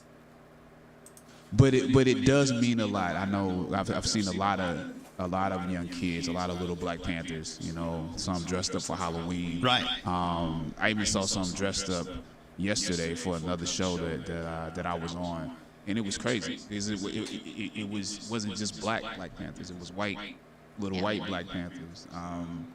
And that was completely enlightening because, you know, they are looking at a Black man saying, I want to be him, and there's nothing weird about that. No. And it's not that it doesn't happen in sports. It happens in other arenas. When we talk about superheroes, it's sort of a thing that's new, you know, because the other Black superheroes that have existed, a lot of them are in support of the white character, as opposed to being, this is the focal point. This is the person I'm watching go through the story.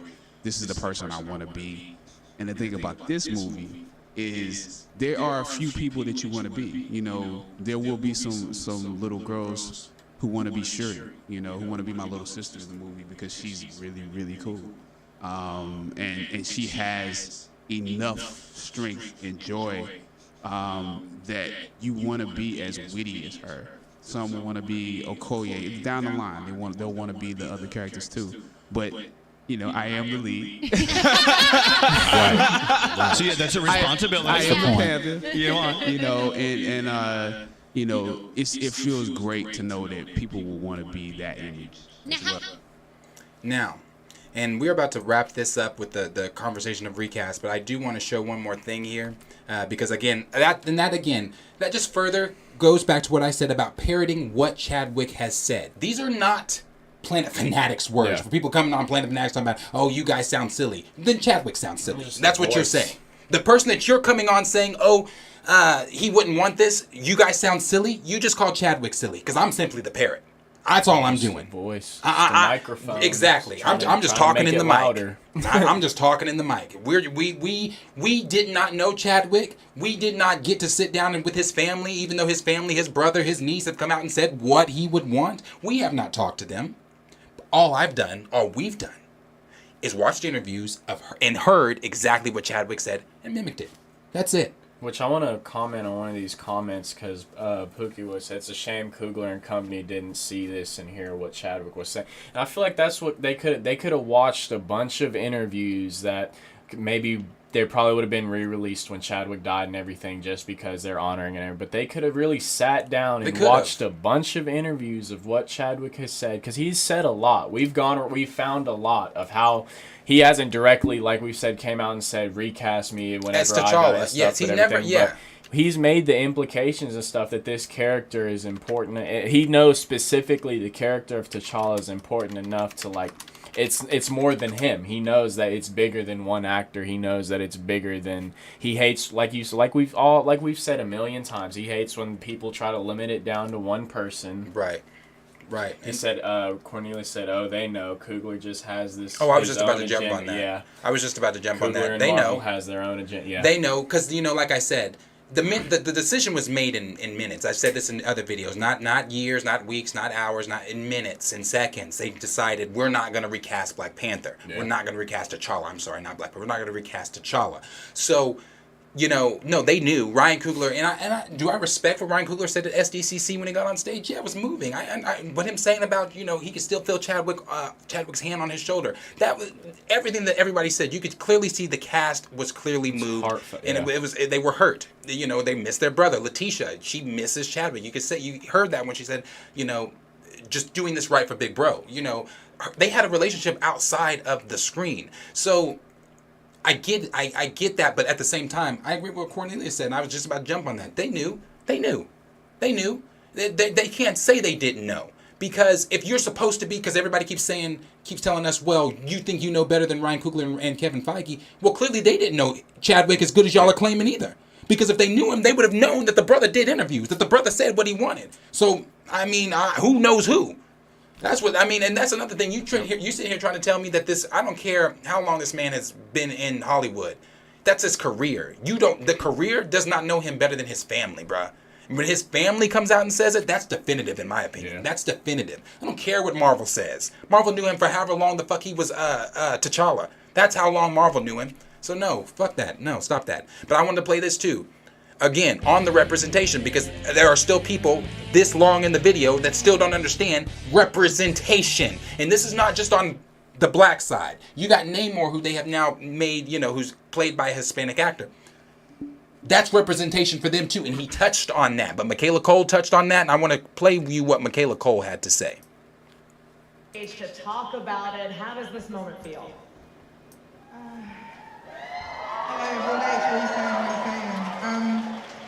I don't know. This is kind of like the first moment to kind of process the entire making of the movie. And seeing this audience is reminding me of the times I went to see Black Panther. I saw it 3 or 4 times in Ghana, I saw it in America, I saw it in England, and there's something very unique that the movie does to the audience. The energy is so unfamiliar to me, and I think it's got something to do with a black superhero padded out by a clan of black superheroes and what that kind of does for black people. So for me, it just feels really special. And seeing the drummers and the dancers just reminds me of what an honor it was to support this cast in the second, iteration of Black Panther, to be a supporting role to a very sensitive and beautiful and delicate process. Yeah. And Riri kind of touched a little too. And Dominique making your debut Riri, I in call that girl Wakanda Riri. Forever. Dominique Thorne.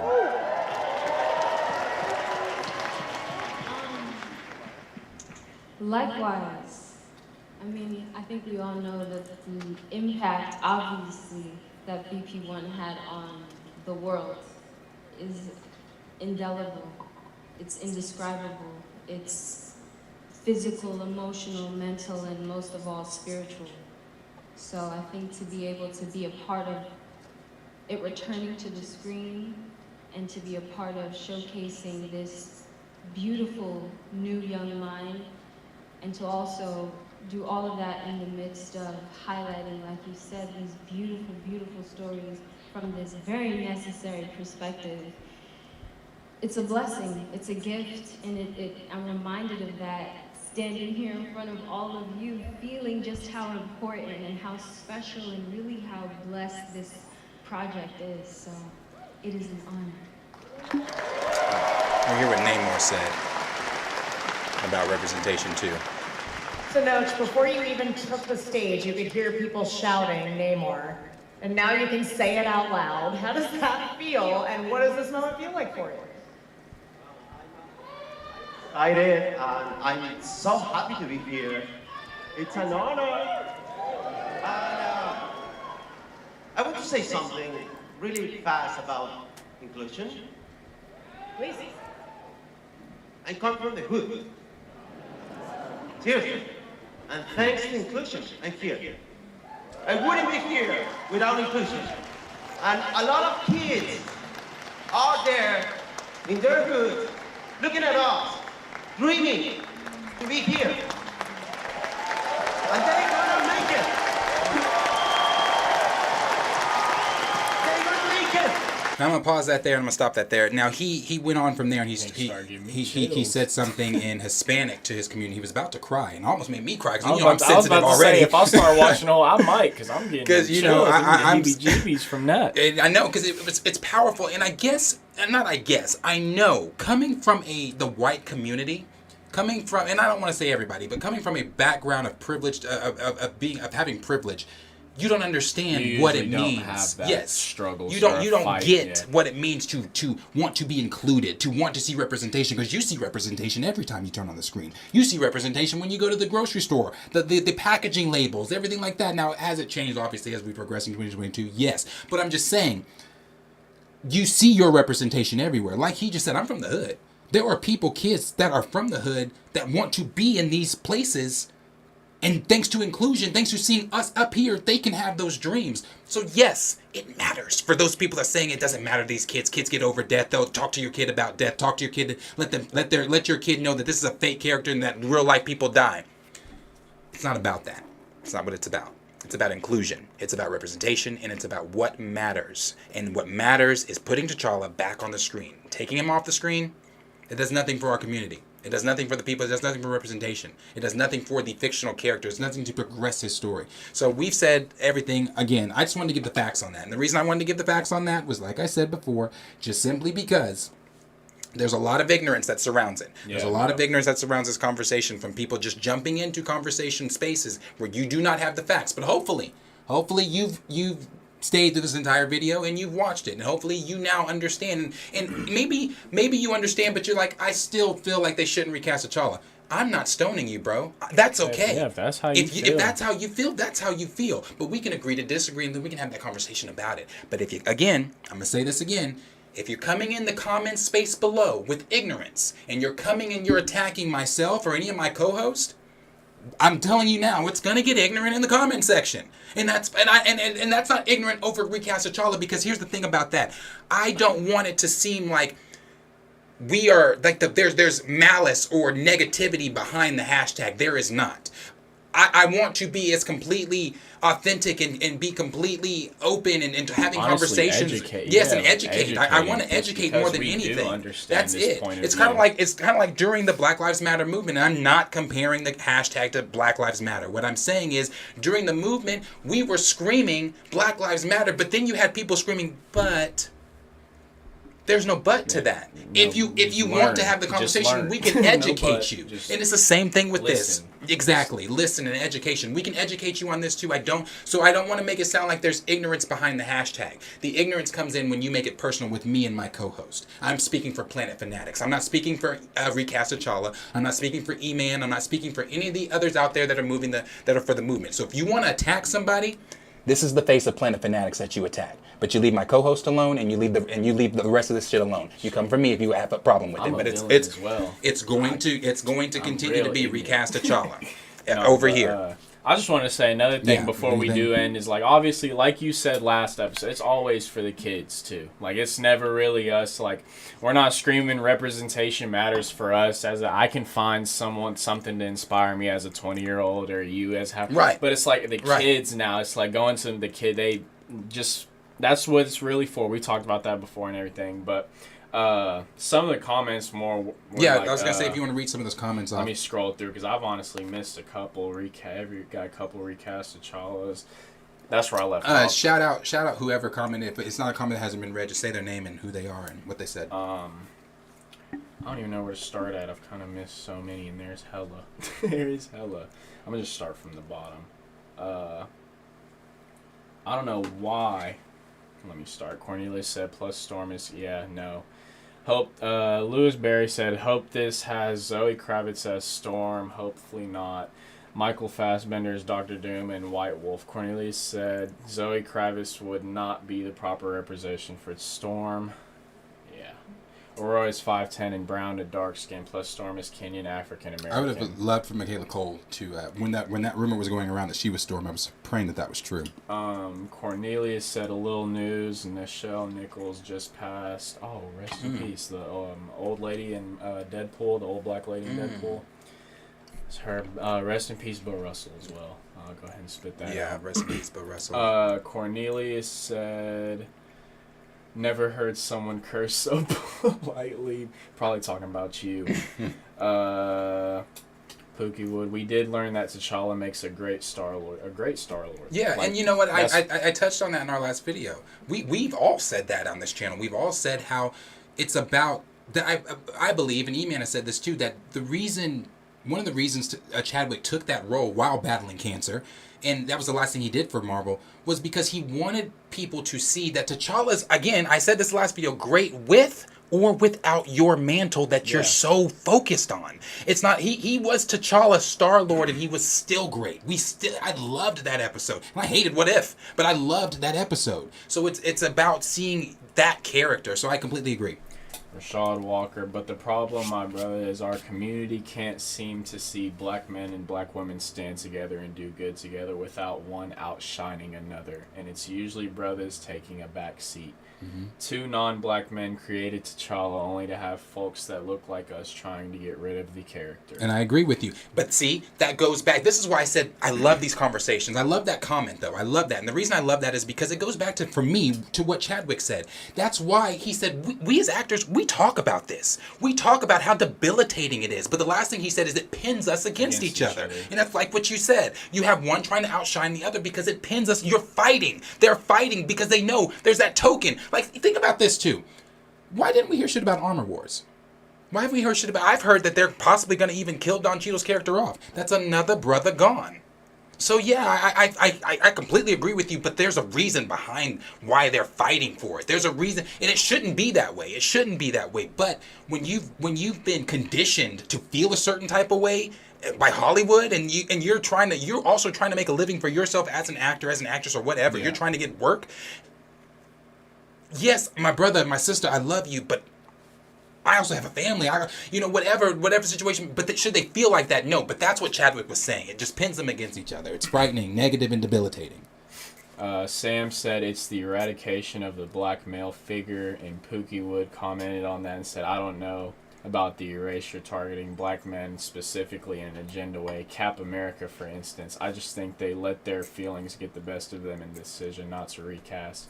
I would say I don't think it's the eradication of black. I mean, I don't know because I do see like the differences in treatment. Yeah, I see differences in treatment because I would, if Anthony Mackie were to do something like he would have a negative rep and something, I don't think they'd have a problem throwing John Walker, switching his story and everything, and throwing him as Cap. And if something would have happened in the Falcon and like before the Falcon and Winter Soldier come out, if Anthony Mackie would have did, or even if he would have passed, I don't think they would have had a problem making the next Cap John Walker and going that route. No. So it's like I don't think it's like a race or a thing with race on that, but I can definitely see like they definitely got the best let the feelings get the best of them on the recast thing because that was a decision that was made almost instantaneously. Like they made it while I don't even know if like you said he wasn't even in the ground yet. No, they hadn't had his funeral yet. No, so anymore. Zoe plus read that.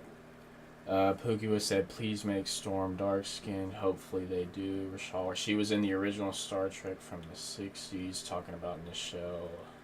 In past. Cornelius said that's 100 slave mentality. Yeah, no, that's... What is that new comment that I... Yeah. Rashal Walker said, they have done a disservice to Don Cheadle. Dude is a sensational actor, but hasn't got the chance to showcase it. He would totally show out as the main lead in Armor Wars. Hey... That's true. We relate to Don over here. Yeah, and I was just about to say that I don't relate to Don. I've been waiting to kind of drop that. Q and I are first off cousins, and we are related to Don Cheadle. It's a whole story. If you're from Oklahoma, it's a whole story. It's a long thing. Shocking. It's a long, shocking ancestry tree. And Don Cheadle is from Oklahoma, and we are related to Don. And I'm not talking far related. He is a close cousin of ours. So we definitely would love to see Fam on screen. I haven't seen him in so long. When his last was Endgame. Yeah, and he was in Endgame quite a bit. He was in Endgame quite a bit, but we haven't seen him since. I was going to say, but we haven't seen him since. They didn't even say anything about Armor Wars.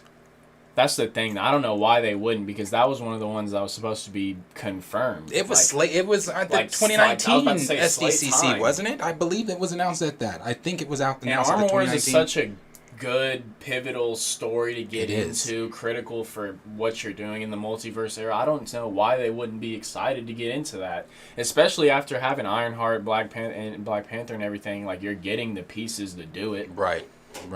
Yeah, no, we want to see it. Anybody else comment? Totally agree with that. Dawn is great. Rashad Walker said, wow, and those are the end of it. If any 16 of you are still viewing, we are about to close it out. If you have any closing comments or anything, please drop those. Yeah, and we appreciate everybody's comments. We appreciate everybody joining us. Last thing that I will say about it, or Q, do you have any final thoughts you want to say? Personally, no. I can't. When does She-Hulk come out? Because August 17th, I believe. August 17th? I believe so. I'm ready for She-Hulk. I'm just ready get into the next phase. Honestly, Phase 4 has been patchy. I mean, I'm a Marvel fan, so I take what I can enjoy out of Marvel and everything. And obviously, since we have this channel and have to criticize stuff, you know, we obviously do. It's like we can criticize whatever, but at the same time, I enjoy everything that Phase 4 has been doing, because I know that like you've told me before, the Secret Wars is coming and everything. So it's like I've been able to hold on to that. We know the bigger story coming and everything. So I just can't wait to get to reacting to stuff again. We're in a dry spell right now. Ain't nothing Marvel really coming out. Hotel Rwanda, Rush Hour 2, Traitor 2, House of Lies Flight, Cheetah was great in all those films. All of those. Yep.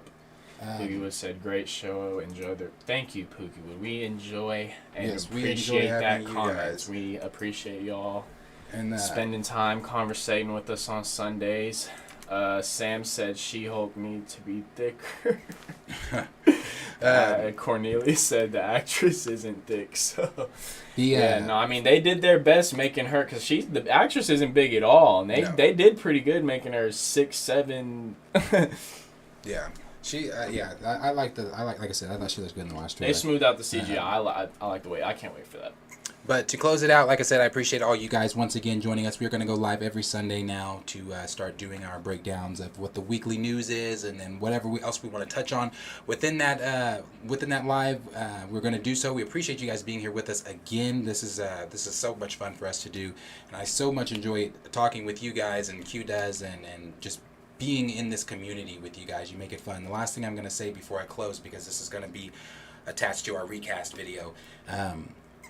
Again, the representation, I know that people have just been saying, you know, just let it go with the kids, and it's not about the kids, but it is about the kids, because it's the kids that this stuff is made for. It's the kids that are the ones that are not going to see like you heard Chadwick say, he is the lead. They're not going to see T'Challa on the screen. They're not going to see, you know, what matters to them, their character. So I would just like, again, I implore everyone to please take a moment before you comment, take a moment before you react off of a 2-minute or 30-second clip that you might see on YouTube, or you might see on TikTok, or when you're watching recast videos, before you immediately comment before actually watching the video in its entirety, before clicking off of a few seconds of hearing something that you may not have liked, understand what this hashtag is built on, because again, you just make yourself look silly. It's bigger than you. It's bigger, yeah, and it's bigger than me. Yeah, way bigger than us. It has nothing to do with, you know, anything that's been spit out. But again,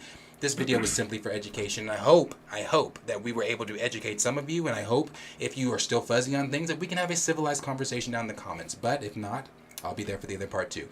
We appreciate everybody joining us again. Recast T'Challa. It's all about the babies. Look at this poor kid. We will see you guys in the next video.